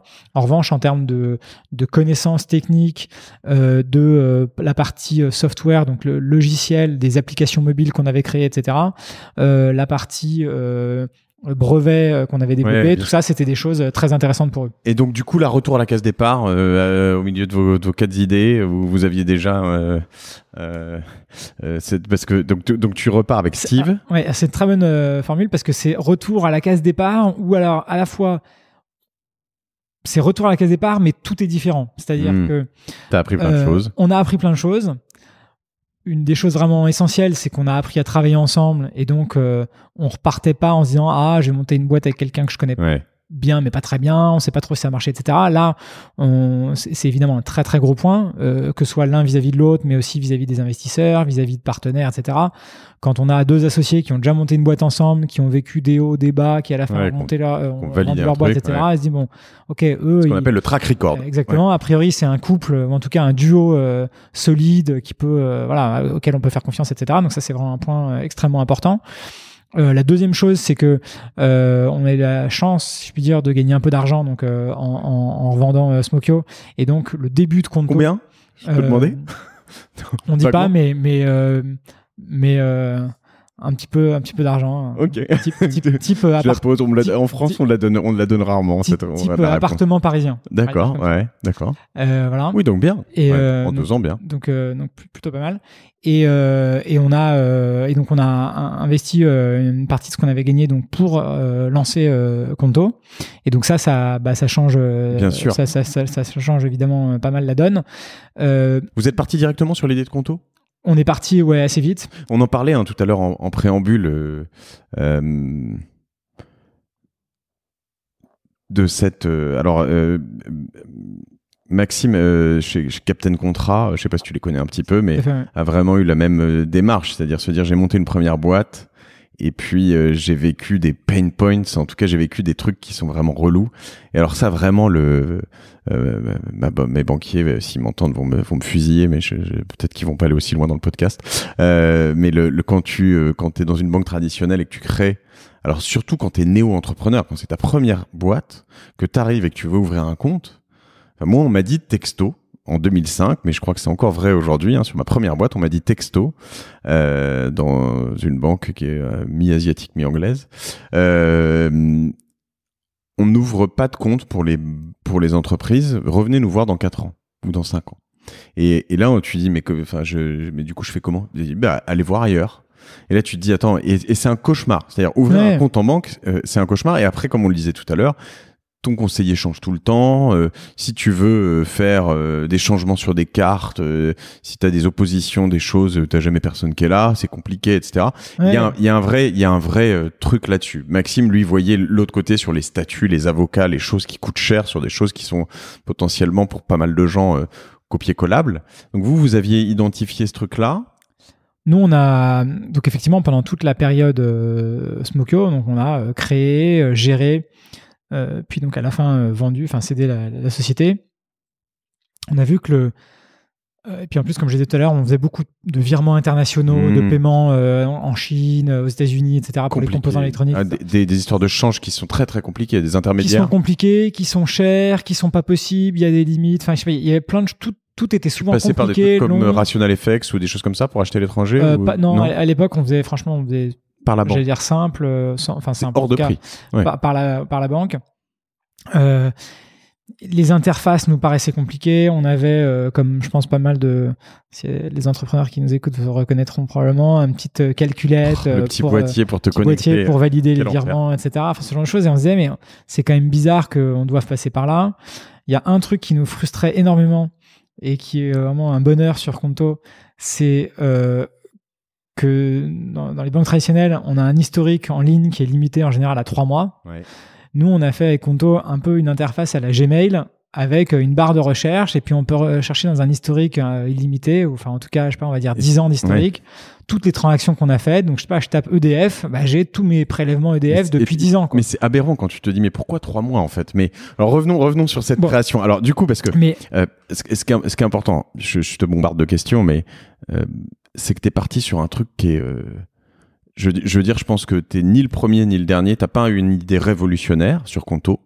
En revanche, vous avez eu tous les deux une sorte de courage. Alors évidemment, tu vas pas me dire oui comme ça, ce serait très prétentieux, mais je veux dire, moi, j'ai pensé en 2011, 2012, 2013, je me suis dit attends, faut vraiment faire un truc là-dedans. Il y a quelque chose à faire. Il commençait à y avoir des néobanques, peut-être un peu avant toi. Alors là, c'était après ce dont je parlais, mais les numéros 27 et Revolut, etc.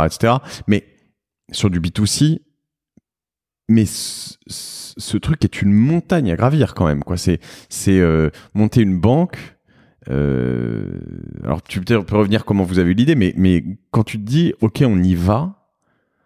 Oui, il y a un peu de folie, un peu de. Je pense que c'est aussi ce qui nous animait et ce qui nous anime avec Steve, c'est que Smokyo, c'était franchement, encore une fois, une super aventure pour plein de raisons. Ça s'est très bien terminé, etc. Mais je pense que dès le premier jour, on savait que ce serait pas énorme. Alors, ça peut paraître paradoxal de dire ça, mais on s'est dit, je pense, on a envie de faire quelque chose qui est, donc pour Smokyo, je reviens à Smokyo une seconde, qui peut aller assez vite et qui va être qui est pas forcément le projet d'une vie, au sens où on n'a jamais monté de boîte ni l'un ni l'autre. Et avec Smokyo, en quelques années, on verra assez vite si ça prend pas, etc. La suite de votre apprentissage, presque. Voilà, et ça a pris, on va dire, moyennement, mais ça a été relativement rapide. Avec Conto, on sait que, et ça revient aussi un peu à ce que tu disais il y a quelques instants, on sait qu'il y a un énorme marché qui est là, et il n'y a pas vraiment, enfin, c'est pas une idée de génie, entre guillemets, de faire ce qu'on fait avec Conto. Donc, en fait, mais c'est vrai que c'est la manière dont tu le fais. Ouais, c'est un très très gros défi. On sait que ça va être très long, très compliqué, très difficile, etc. Mais on a l'ambition, la volonté et voilà, l'équipe, etc. pour le faire. Donc ça, c'est le point vraiment central. Et je pense que le deuxième point aussi qui est quand même important, c'est que le timing joue énormément. C'est-à-dire que franchement, il y a 5 ans, c'était trop tôt. Ouais. Et je pense que dans 5 ans, ce sera trop tard, quoi. Donc, je pense qu'on a, voilà, sans prétention, je pense qu'on a su aussi bien voir que c'était le moment pour lancer une néobanque, comme on dit, donc pour les entreprises à ce moment-là, parce que il y avait déjà des choses qui se passaient sur le secteur des particuliers, sur le segment des particuliers, qu'en revanche les petites entreprises, c'était un peu la dernière roue du carrosse dans le secteur bancaire et l'innovation financière. Il y en a pas mal pour les particuliers, il y en a un peu pour les grandes entreprises, mais les petites entreprises et les professionnels, comme on dit, en fait, ils sont laissés un peu sur le bord de la route. Et donc, on s'est dit, bah voilà, nous-mêmes, on l'a vécu. On sait qu'il n'y a rien de bien. En tout cas, il y a peu de choses bien qui existent pour ce segment. Et donc, c'est ça qu'on veut améliorer, quoi. Et donc, effectivement, c'est comme ça qu'on s'est lancé, avec franchement toujours un peu un brin de folie et de voilà. Et puis on a, je vais dire, enfin, à la fois on a réfléchi et en même temps on n'a pas trop réfléchi, parce que si on réfléchit trop aussi, on se lance pas, quoi. Ouais, bien sûr. Surtout dans ce genre de business. Et surtout qu'en plus, je pense qu'il y a une période, moi j'en parlais avec quelques personnes, Xavier L'Orphelin chez Serena ou des gens comme ça qui me disaient, il y a plein de projets en ce moment, c'est pas là-dessus qu'il faut aller. Ça devait être il y a 2-3 ans. Et c'est vrai que toi, tu devais déjà être dedans et voilà. Et du coup, vous lancez tous les deux, vous recommencez un truc, c'est quoi, 50-50 plus une levée de fonds? Exactement. Ça se passe comme ça. Vous êtes tous les deux cette fois-ci, votre associé en Chine, il est resté en Chine. Et tu commences avec quoi? Il a investi un peu. Et vous avez commencé comment? Enfin, vous levez directement ce genre de choses, j'imagine? Non, alors on a passé quelques mois. Donc encore une fois, c'est l'avantage et la chance d'avoir gagné un peu d'argent sur notre précédente société, d'avoir pu recruter les 2, 3, 4, 5 premières personnes avec notre argent qu'on avait mis dans la boîte. Et ensuite, effectivement, assez rapidement, on s'est mis en date de relever des fonds, parce que vu le secteur, vu l'ambition du projet et ce qu'on voulait faire, il y avait deux choses. Il y avait à la fois le fait qu'on avait besoin d'argent, objectivement, pour faire ce qu'on voulait faire, et puis aussi toujours un côté quand même assez je pense, utile dans la levée de fonds, qui est de faire un business plan, structurer ce qu'on veut faire, valider quand même avec des gens qui sont qui n'ont pas forcément une boule de cristal, mais qui quand même voient beaucoup de dossiers tout le temps, et qui se disent, ok, là c'est sérieux, on voit bien le truc, donc si on investit, ça valide aussi d'une certaine manière. Donc c'est voilà, pour plein de raisons, il y a un levée peu de fonds est assez utile. Prendre de l'avance aussi, je veux dire, à un moment quand tu poses les bases sur une levée de fonds, sur un secteur comme ça où de toute façon tu sais que tu vas cramer, je veux dire, il y a des endroits où t'es pas obligé de lever des fonds, et où finalement ça peut être sain de pas en lever. On a eu cette discussion avec Jacob Abou sur un épisode récent, et où il te dit le bon argent c'est l'argent du client. J'aime beaucoup cette approche, mais dans une approche comme le tien, de toute façon, des histoires réglementaires. Alors aujourd'hui, vous êtes une banque ou pas d'ailleurs? Non, alors aujourd'hui, on est un établissement de paiement. On va y revenir alors du coup. Mais voilà, pour rester, c'était la question, parce que je crois que ça coûte très cher. Il y a plein de choses qui coûtent très très cher. Donc je confirme. Tu vas cramer, tu as besoin de monde, tu as besoin de choses. Donc le fait de poser les bases et de dire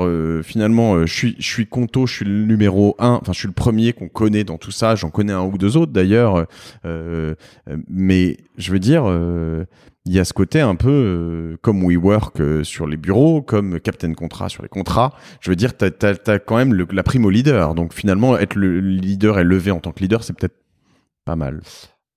Je sais pas si c'est... Ouais. Si, enfin, franchement, en tout cas à l'époque, on n'a pas, pour notre première levée de fonds, je pense pas qu'on ait réfléchi au sens primo leader, mais on a plutôt réfléchi en se disant, voilà, on a ce qu'on fait, ça coûte cher. parce qu'il y a ce que tu disais, hein, la partie réglementaire qui coûte cher, mais aussi parce qu'il faut une équipe importante pour faire ce qu'on veut faire. Et du coup, pour recruter toutes ces personnes, il va falloir de l'argent. Et il y a aussi, encore une fois, le côté un peu signal au marché, mais notamment au marché, on va dire, de l'emploi. C'est-à-dire que quand tu as levé des fonds, ça peut attirer des candidats et ça peut rassurer des candidats que tu pourrais pas vraiment avoir si tu n'avais pas levé des fonds, quoi. Parce que les candidats vont se dire en gros ils ont levé des fonds, donc je vais être payé. Enfin, c'est très concret, hein, mais je vais être payé. Il y a pas de risque que dans 3 mois ils me disent désolé, il y a plus d'argent dans les caisses. Et puis aussi le côté validation de gens, de professionnels, on va dire, du secteur, quoi. Tu pars plus facilement de chez McKinsey quand tu vas chez Conto qui a levé 20 millions que quand tu vas chez Conto qui a été créé par deux pimpins qui ont mis 300 000 euros dedans. Exactement. C'est exactement. Voilà, même si vous n'êtes pas deux pimpins pour de McKinsey, puisque vous êtes passé par la maison, tu l'as expliqué tout à l'heure, vous êtes des pions également. Non. C'est vraiment moi je trouve un super projet. D'ailleurs, hein, je l'annonce ici, mais je vais vous traquer parce que je veux que Conto soit annonceur de ce podcast, parce que je choisis mes annonceurs et je vais vous saouler jusqu'à ce que, parce que je pense que, alors nous, chez Cosa Vostra, dans notre startup studio, quand on ouvre des sociétés, on ouvre systématiquement un compte sur Conto. De temps en temps, évidemment, pour des raisons d'emprunt, de certaines choses que vous faites pas forcément. Je sais pas si vous faites des emprunts, mais j'ai pas l'impression encore. Pas encore. Voilà. De réglementaire, il y a des trucs super méga cons, mais aujourd'hui, vous avez décidé de pas faire de chèque et pour des histoires, même de temps en temps, là, j'ai eu récemment je crois que c'était une chambre de commerce ou quelqu'un comme ça, il fallait que je les paye par chèque. Donc, il faut un chèque. Donc, voilà. On va bientôt encaisser les chèques. Pour l'instant, on ne fait pas encore d'émission de chèques. Mais c'est vrai que c'est méga chiant, j'imagine, pour vous. Et c'est pas très 21e siècle, malheureusement. Et donc, comme c'est un peu notre positionnement, on ne sait pas. Peut-être qu'on le fera un jour. Et là, j'ai une autre raison, c'est que sur un des business Juripé dont je te parlais tout à l'heure, sur lequel on fait de la relance, on va externaliser des relances pour plein de clients. Et il y a une partie où on va être affilié à un positionnement qui est du recouvrement, et je crois que pour ça il faut un compte de dépôt ou quelque chose comme ça, que vous n'êtes pas banque, c'est ce que tu disais, vous êtes un établissement de paiement. Tu peux m'expliquer la différence ?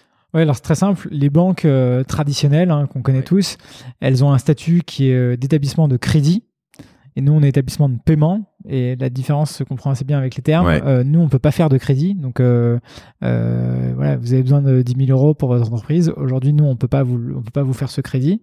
Donc, on est un compte avec virement, prélèvement, un IBAN, RIB classique, carte de paiement, etc. Mais on peut pas faire de crédit. Donc, ça, c'est la chose la plus importante. Lié à ça, c'est qu'il peut pas y avoir de découvert sur le compte. C'est en gros les deux principales différences qui sont évidemment importantes. Alors, du coup, laisse-moi faire l'article, parce que ce sera plus fort si je le fais que si tu le fais. Parce qu'on peut se dire, si tu peux pas faire ça sur Conto, alors qu'est-ce que tu fais ?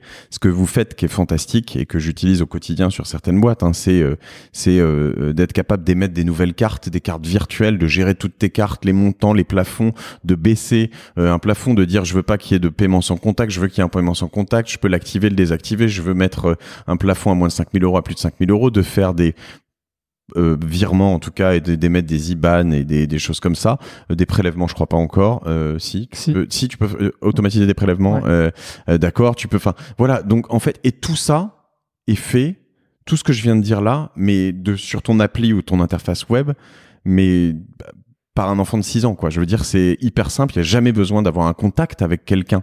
Alors que tout ça, si tu veux le faire dans une banque traditionnelle, évidemment, tu es obligé d'envoyer un email à ton conseiller qui vérifie, qui te rappelle, qui machin. Enfin, c'est très compliqué. Donc, je crois que l'énorme force que vous avez, c'est cette expérience utilisateur qui est juste... C'est tout à fait vrai. Et pour compléter, parce que ça revient aussi à ce que tu disais tout à l'heure sur les expériences, l'expérience que tu as eue il y a 5 ans. Ah oui, l'ouverture de compte. L'ouverture de compte. Nous, on a simplifié toute la partie ouverture de compte, et notamment pour les sociétés en création, avec toute la partie dépôt de capital social, immatriculation, cabis, etc., où on a des milliers d'entreprises qui se sont créées avec nous. Et je pense que un des points vraiment très forts, c'est que dans les banques traditionnelles, la banque te fait une faveur quand elle t'ouvre un compte. C'est quand même assez paradoxal et assez incroyable. Tu as une sorte d'entretien d'embauche, quoi, en fait. Exactement. Nous, et ça, franchement, c'est lié à deux choses dans les banques traditionnelles. C'est lié au fait que je pense que les banques traditionnelles n'ont pas le bon mindset, n'ont pas le bon état d'esprit. Ouais. Mais c'est aussi lié au fait que les banques voient toujours leurs clients comme un potentiel risque de crédit. Et c'est justement là où nous, c'est notre force, c'est comme nos clients, on leur fait pas de crédit. Et qu'ils n'ont pas le droit d'être à découvert. En fait, nous, on prend, entre guillemets, tout le monde. Alors évidemment, s'il y a des tentatives de fraude ou je sais pas quoi, parce qu'évidemment, il y en a de temps en temps, on ferme les comptes et on sait être ferme quand il le faut. Mais en revanche, un primo-entrepreneur ou un néo-entrepreneur, on est ravis qu'ils viennent chez nous. Si sa boîte marche, tant mieux. Si sa boîte marche pas, tant pis. Mais nous, il n'y a pas de risque. Comme il n'y a pas de risque de crédit, et comme je pense aussi, on a un état d'esprit qui est un peu différent des banques traditionnelles, encore une fois, on facilite la vie de tous les entrepreneurs, du plus petit au plus gros, du plus expérimenté au plus novice. Enfin voilà. Et donc, c'est pour ça aussi que l'expérience de nos clients, elle est radicalement différente de ce qu'ils peuvent avoir en allant pousser la porte d'une agence bancaire où on va leur dire, asseyez-vous là, revenez à 16h. Ah non, en fait, écoutez, on va étudier votre dossier, mais on n'est pas sûr. Ah bon, c'est votre première entreprise. Écoutez, on va regarder. Nous, mais c'est ça, quand je reviens à cette personne qui m'a dit, je fais pas de nouvelle entreprise, j'avais envie de lui dire, mais ne me donne pas de crédit, ne me laisse pas de découvert, et puis t'as aucun risque en fait. Et je comprenais pas.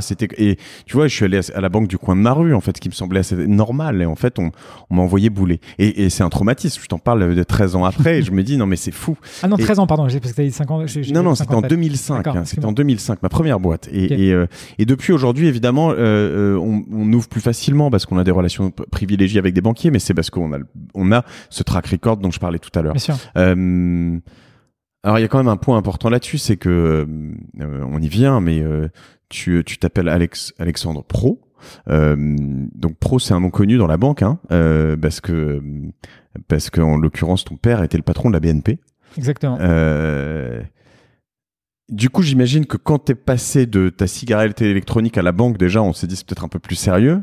Mais t'as voulu quoi? T'as voulu tuer le père? Ou tu t'es dit quoi là? C'est quoi ton père? Il t'a dit quoi quand tu lui as dit je vais monter une banque?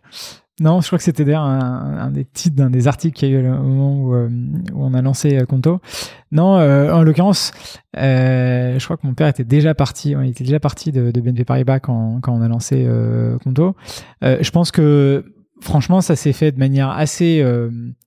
Encore une fois, je pense que c'est un peu le hasard. J'avais regardé déjà, en fait, en sortant de l'INSEAD, donc en 2011, j'avais déjà pas mal regardé le domaine. Alors, c'est pas vraiment de la banque, mais c'était des fintech au sens agrégateur. Et j'avais rencontré les fondateurs de Linkso. Comme les Bankin et tout ça. Exactement, Linkso, Bankin. Et puis, il y avait un autre agrégateur qui s'appelait Fiduceo à l'époque, qui a été racheté par Boursorama. Et j'avais rencontré... pour rentrer dans le détail, en sortant de l'INSEAD, j'avais travaillé pendant 3 mois chez Groupon. Et j'avais fait une mission de conseil, un peu consultant freelance, sur comment optimiser les paiements chez Groupon. Et en faisant ça, j'avais une idée qui était de dire si on avait accès aux dépenses par carte bancaire des gens, on pourrait leur proposer des offres liées à leur consommation. Donc, quelqu'un qui, par exemple, va tous les déjeuners acheter des sushis dans le 17e arrondissement à Paris, on va comprendre qu'a priori, il travaille potentiellement dans le 17e et qu'il adore les sushis. Et puis, si on comprend avec ses dépenses par carte qu'il habite, je sais pas quoi, dans le 15e arrondissement, on peut lui pousser une offre pour un restaurant de sushi à côté de chez lui, etc. Enfin bon. Et ce qui s'appelle, en anglais, ils appellent ça Card Linked Offers, donc des offres liées à des dépenses par carte. Et je m'étais dit, on pourrait essayer de faire quelque chose comme ça en France. Et donc, j'avais commencé à regarder un peu des boîtes dans le secteur, et j'avais un peu par hasard, j'étais rentré comme ça, on va dire, dans la fintech et les paiements. Et puis, finalement, je sais plus exactement pourquoi, mais je m'étais pas lancé là-dedans. Je me voyais pas forcément me lancer tout de suite à mon compte, et c'est comme ça que j'ai commencé donc Wimdu, où j'étais un pied, on va dire, dans l'entrepreneuriat, puisque je lançais en France la filiale de cette société allemande et un pied qui n'était pas les frères Samouraï, ça? Si, exactement. Ok, d'accord. Donc Rocket Internet. Par Rocket Internet, exactement. Le roi du copycat, quoi. Ouais. Exactement. Donc, très, d'ailleurs, fondateur de groupe. Non, pas de groupe. Ils avaient fait Club Deal. City Deal, oui, c'est ça. Ça avait été racheté par Groupon. Ouais, c'est ça. Et donc, c'est comme ça que le lien, d'ailleurs, s'était fait. Et puis. Et tu les connais, eux, un peu? Ouais, je les connais. D'accord. Et donc, c'était un pied, Rocket Internet, typiquement, c'est un pied entrepreneur parce que, on est opérationnellement sur le terrain, on crée des choses, et un pied quand même salarié parce qu'on est payé à la fin du mois, c'est pas vraiment sa boîte. Il y a encore un cadre là-dessus aussi. Et c'est très, très. Tout à fait. Très, très cadré, les lancements Rocket. C'est pour ça que mon parcours, il s'est fait, la transition, elle s'est fait très en douceur parce que je suis passé des choses très cadrées, très, on va dire, très cadré, à Rocket Internet qui est un peu moitié-moitié, et puis ensuite c'est intéressant puis ensuite je me suis lancé, on va dire, vraiment à mon compte avec Steve, donc sur Smokyo. Tu te souviens quand tu as annoncé à ton père que tu allais lancer une banque? Franchement, je me souviens pas très bien. Non. Je pense que, comme beaucoup de gens, ils trouvaient ça une idée ambitieuse, mais je pense qu'il a dû me dire, franchement, est-ce que tu es sûr que tu veux te lancer là-dedans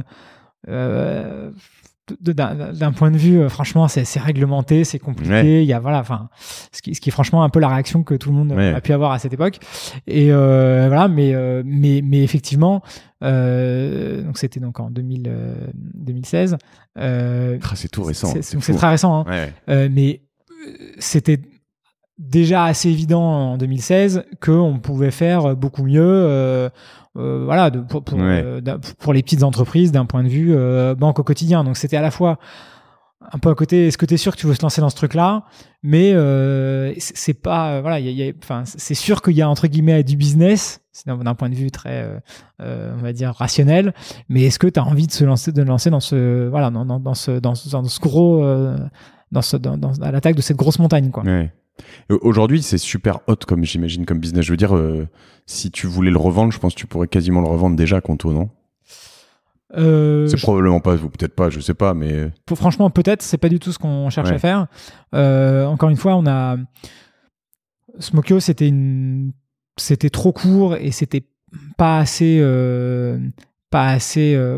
abouti pour nous, enfin de notre point de vue. Donc là, ce qu'on cherche à faire avec Conto, c'est vraiment radicalement différent, ou en tout cas radicalement plus ambitieux et avec plus d'impact, etc. Donc ça fait 2 ans qu'on a créé la société. Combien de temps? Le premier compte a été ouvert quand?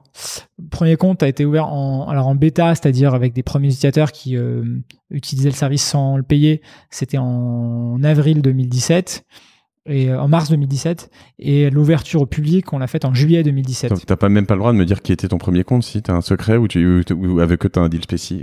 Ah non, le premier compte, franchement, on a eu quelques dizaines de sociétés amies direct qui s'étaient inscrites, qui étaient, franchement, je sais même pas qui c'est, mais il y a pas mal de gens qui étaient. Et là, c'est quoi le genre de métrique? C'est des dizaines de comptes par jour, des centaines, Ouais, c'est plutôt des centaines.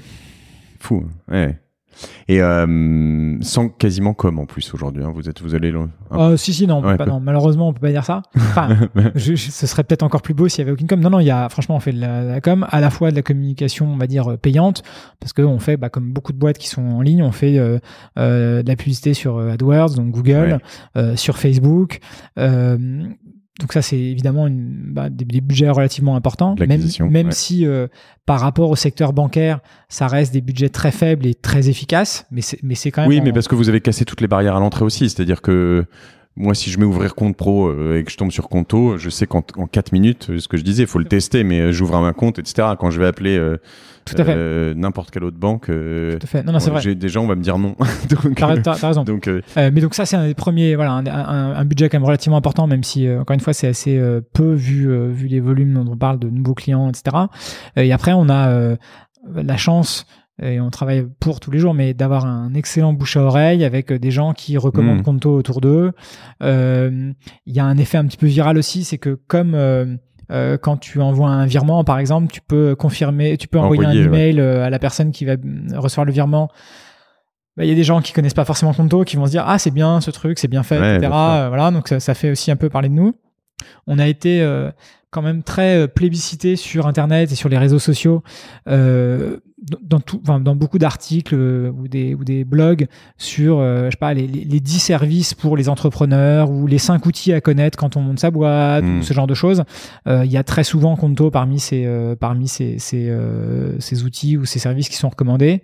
Donc ça, c'est un point important. Et puis on a eu dernièrement, alors la dernière levée de fonds qu'on a faite de 20 millions d'euros a fait un peu parler de nous. Et puis on a eu quelques prix dans le top 50 des startups, des fintech mondiales. Ouais. On a eu, il y a quelques semaines, on a été élu prix du public de French Web dans le classement French Web 500. Enfin voilà, donc il y a aussi un peu de notoriété qui se fait comme ça, de manière j'allais dire, évidemment, on est très content d'avoir. On n'a pas forcément calculé pour avoir ces prix-là, mais ça nous fait aussi un petit peu de notoriété. Et donc, du coup, qui est-ce qui est rentré? Tu me parlais de Céline Lazorte, les frères Samwer, ils sont venus là-dedans, ton père ou tous ces gens-là, toutes ces personnes-là, non? Non, pour les frères Samwer. Mon père, effectivement, est un business angel. D'accord. De Conto, mais belle marque de confiance. Oui, enfin, pour être très honnête, je pense qu'il est sûrement très content d'être actionnaire, surtout que ça se passe très bien. Ouais. Mais je pense qu'il l'aurait été probablement pour n'importe lequel de mes projets. Donc je pense qu'il est en plus très content que ça se passe bien et que dans une industrie qu'il connaît. C'est Baudouin. Mais voilà, donc merci papa. mais non, il y a effectivement donc Céline Lazorte qui pour le coup, comme on le disait au début du podcast, connaît extrêmement bien le secteur. Et a vu les différentes étapes, puisque elle a monté en fait 2 sociétés en une, Litchi et MangoPay, elle a été rachetée par Crédit Mutuel Arkea, etc. Donc puis elle a vu aussi la fintech évoluer ces dernières années. Donc ses conseils sont très utiles et très pertinents. Il y a notamment donc parmi les autres business angels quelqu'un qui s'appelle Dominique Vidal, qui est partenaire d'un fonds qui s'appelle Index Ventures. D'accord, Index Ventures. Et qui donc il a investi à titre personnel, qui évidemment connaît extrêmement bien le monde des startups, des scale-up comme on dit aussi. Index qui est une des références dans les VC. Qui nous donne franchement des super conseils. Et puis il y a quelques autres business angels moins connus. Il y a et du coup les fonds qui sont rentrés là. Pardon. Alors tout à fait. Alors les fonds qui sont au capital, c'est 2 fonds. C'est Valar Ventures, qui est un fonds américain, qui a été lancé par Peter Thiel, donc le fondateur de PayPal.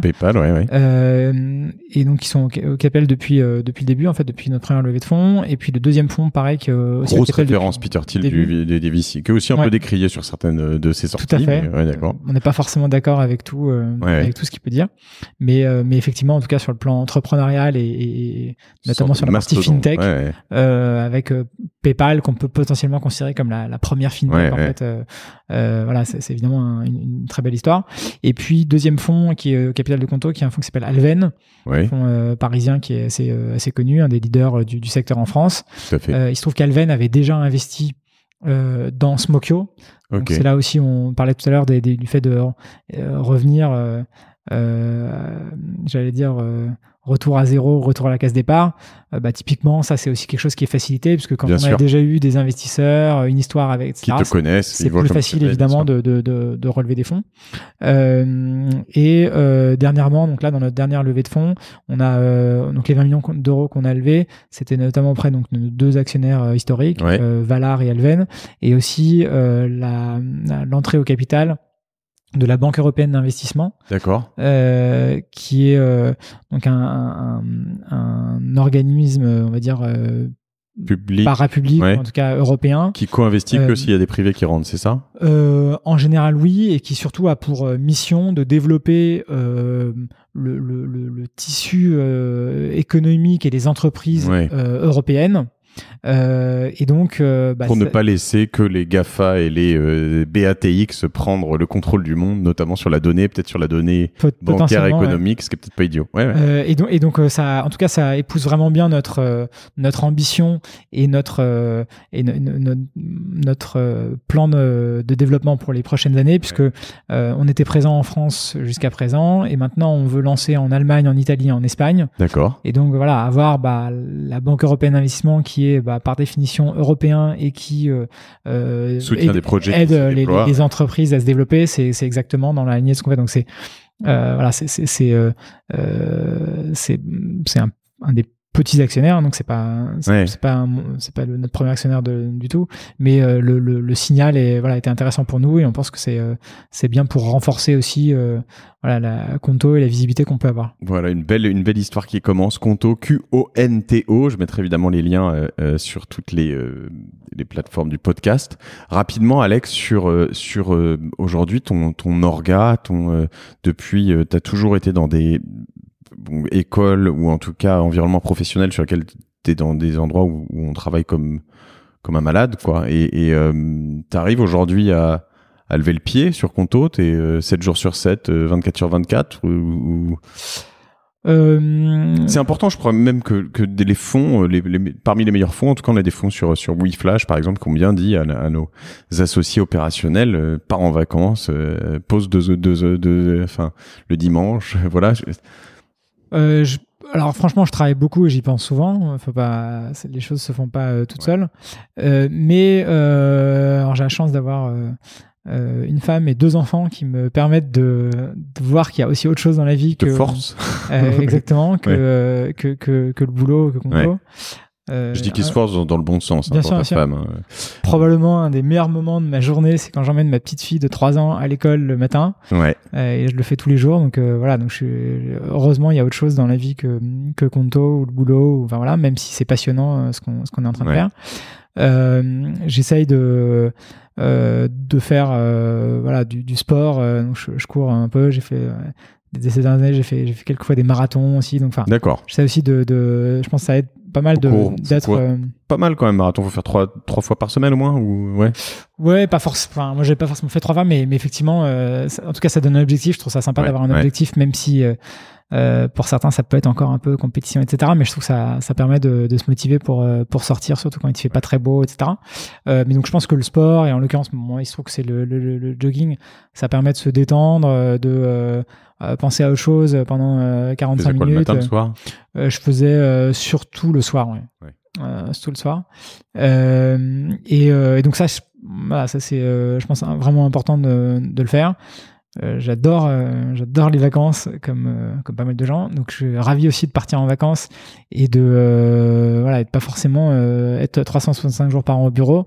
En revanche, c'est sûr que et c'est pas du tout ce que je recommande ou et encore moins ce que j'impose à des gens de l'équipe, mais j'ai beaucoup de mal à ne pas regarder mon portable ou à mettre un out of office sur mon email, quoi. Ouais. Donc moi je considère que malheureusement je dois être là si on quand a tu une pars en question, vacances, tu mets pas d'out of office. Non. Ah ouais.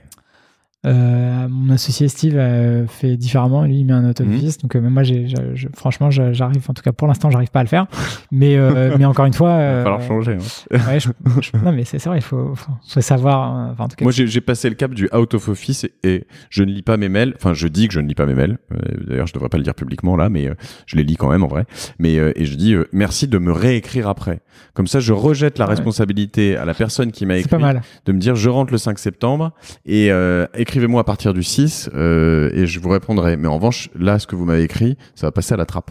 Et quand même, il y a un moment où en fait le nombre de mails qui arrivent réduit assez drastiquement.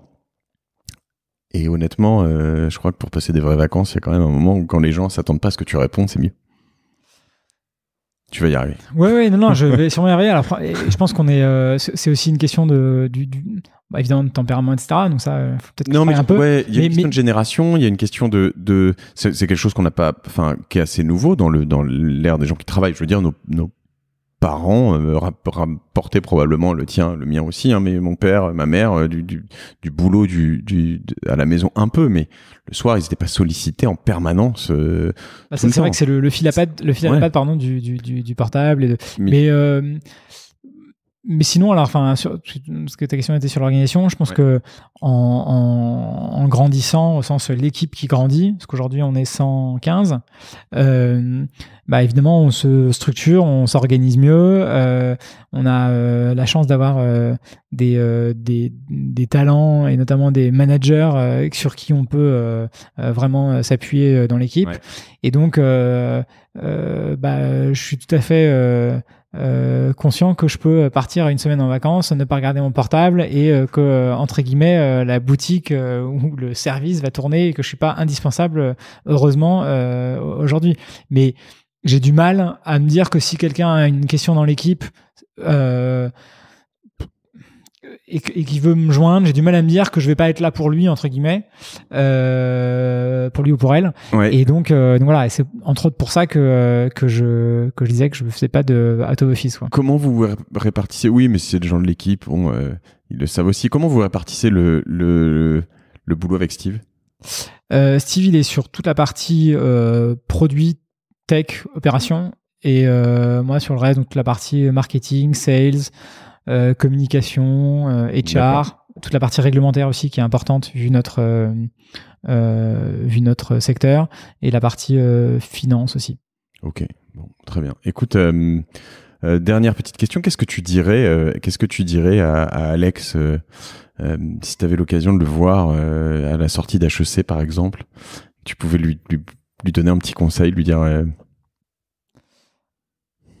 je pense que c'est un peu ce que je disais, je crois, au début. Je crois que je dirais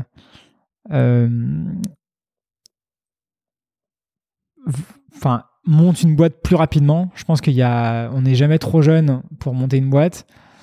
Je vois aujourd'hui plein de gens autour de moi qui ont 24, 25, 27 ans, qui ont monté une boîte. Alors certains, évidemment, réussissent pas. Hein, c'est compliqué. Il y a beaucoup d'appelés, peu d'élus, comme on dit. Mais ils apprennent. Comme c'est quelque chose qui s'apprend quand même très peu sur les bancs d'une école ou même dans une entreprise traditionnelle, l'expérience terrain et le fait de se lancer tôt déjà désinhibe. Et voilà. Alors après, il y a un équilibre à trouver parce qu'on peut dire que au début, on a quand même besoin d'apprendre. Ça rassure d'aller faire ses armes dans une entreprise un peu grande, etc. Surtout quand on sort, comme moi, donc avec HEC, d'une école qui donne accès à d'une certaine manière, c'est plus facile de se lancer dans l'entrepreneuriat quand on a fait des études qui sont pas d'études, c'est ce que disait Jacob Abou, il avait pas le choix. T'as pas le choix, exactement. Mais c'est vrai. C'est donc toujours vrai, mais non, mais enfin, en tout cas d'une manière un peu simpliste, c'est vrai que c'est ça. C'est-à-dire que si on a le choix entre se lancer dans une entreprise ou bien aller rejoindre une entreprise qui est connue avec un salaire plutôt confortable, etc., c'est encore plus dur de se lancer. Et donc je pense que se lancer jeune, c'est franchement, encore une fois, on n'est jamais trop jeune. Je pense que objectivement, c'est quand même un très gros effort et une très grosse demande d'énergie, de concentration et quelquefois de sacrifice de lancer une boîte. En tout cas, comme Conto ou même aussi comme l'était Smokyo avant. Et donc, il y a aussi un peu une question par rapport à la vie de famille, à la vie de couple, etc. Je pense que c'est plus facile, objectivement, de se lancer quand on n'a pas d'enfants, voilà, parce il y a aussi moins de contraintes. On peut, après, c'est vrai que ça complique encore tout ça. Donc voilà, je pense que si je me revoyais il y a 15 ans, je me dirais, voilà, peut-être passer un an ou deux à faire quelque chose dans une grosse boîte où tu as un tampon sur ton CV, tu es content et entre guillemets, tu as prouvé ce que tu voulais prouver pas de bon élève, mais ensuite fais vraiment ce qui te plaît rapidement. Et si tu veux passer un an à apprendre à coder parce que tu penses que c'est important pour la suite, c'est pas du temps perdu et fais-le quoi. Ok, écoute, très bon conseil. Je te remercie, Alex. On te suit sur les réseaux sociaux, LinkedIn, Twitter, peut-être un peu, Insta. T'as une préférence? Insta, pas trop, même si j'aime bien regarder, mais je suis pas moi-même sur Insta. C'est paradoxal. Et Twitter, LinkedIn, Twitter et LinkedIn. Alexandre Pro. Exactement. Ok, P-R-O-T et Conto, Q-O-N-T-O. Ben, ravi. Je vous remercie à tous si vous êtes toujours là de bien vouloir noter, partager cet épisode et le noter sur iTunes notamment. C'est hyper important pour moi, pour monter dans les classements, mettre des bons commentaires et puis surtout le faire découvrir à vos amis qui veulent se lancer ou pas et qui sont intéressés par toutes ces problématiques qu'on a. Merci Alex. Merci Mathieu. À bientôt. À Ciao. bientôt.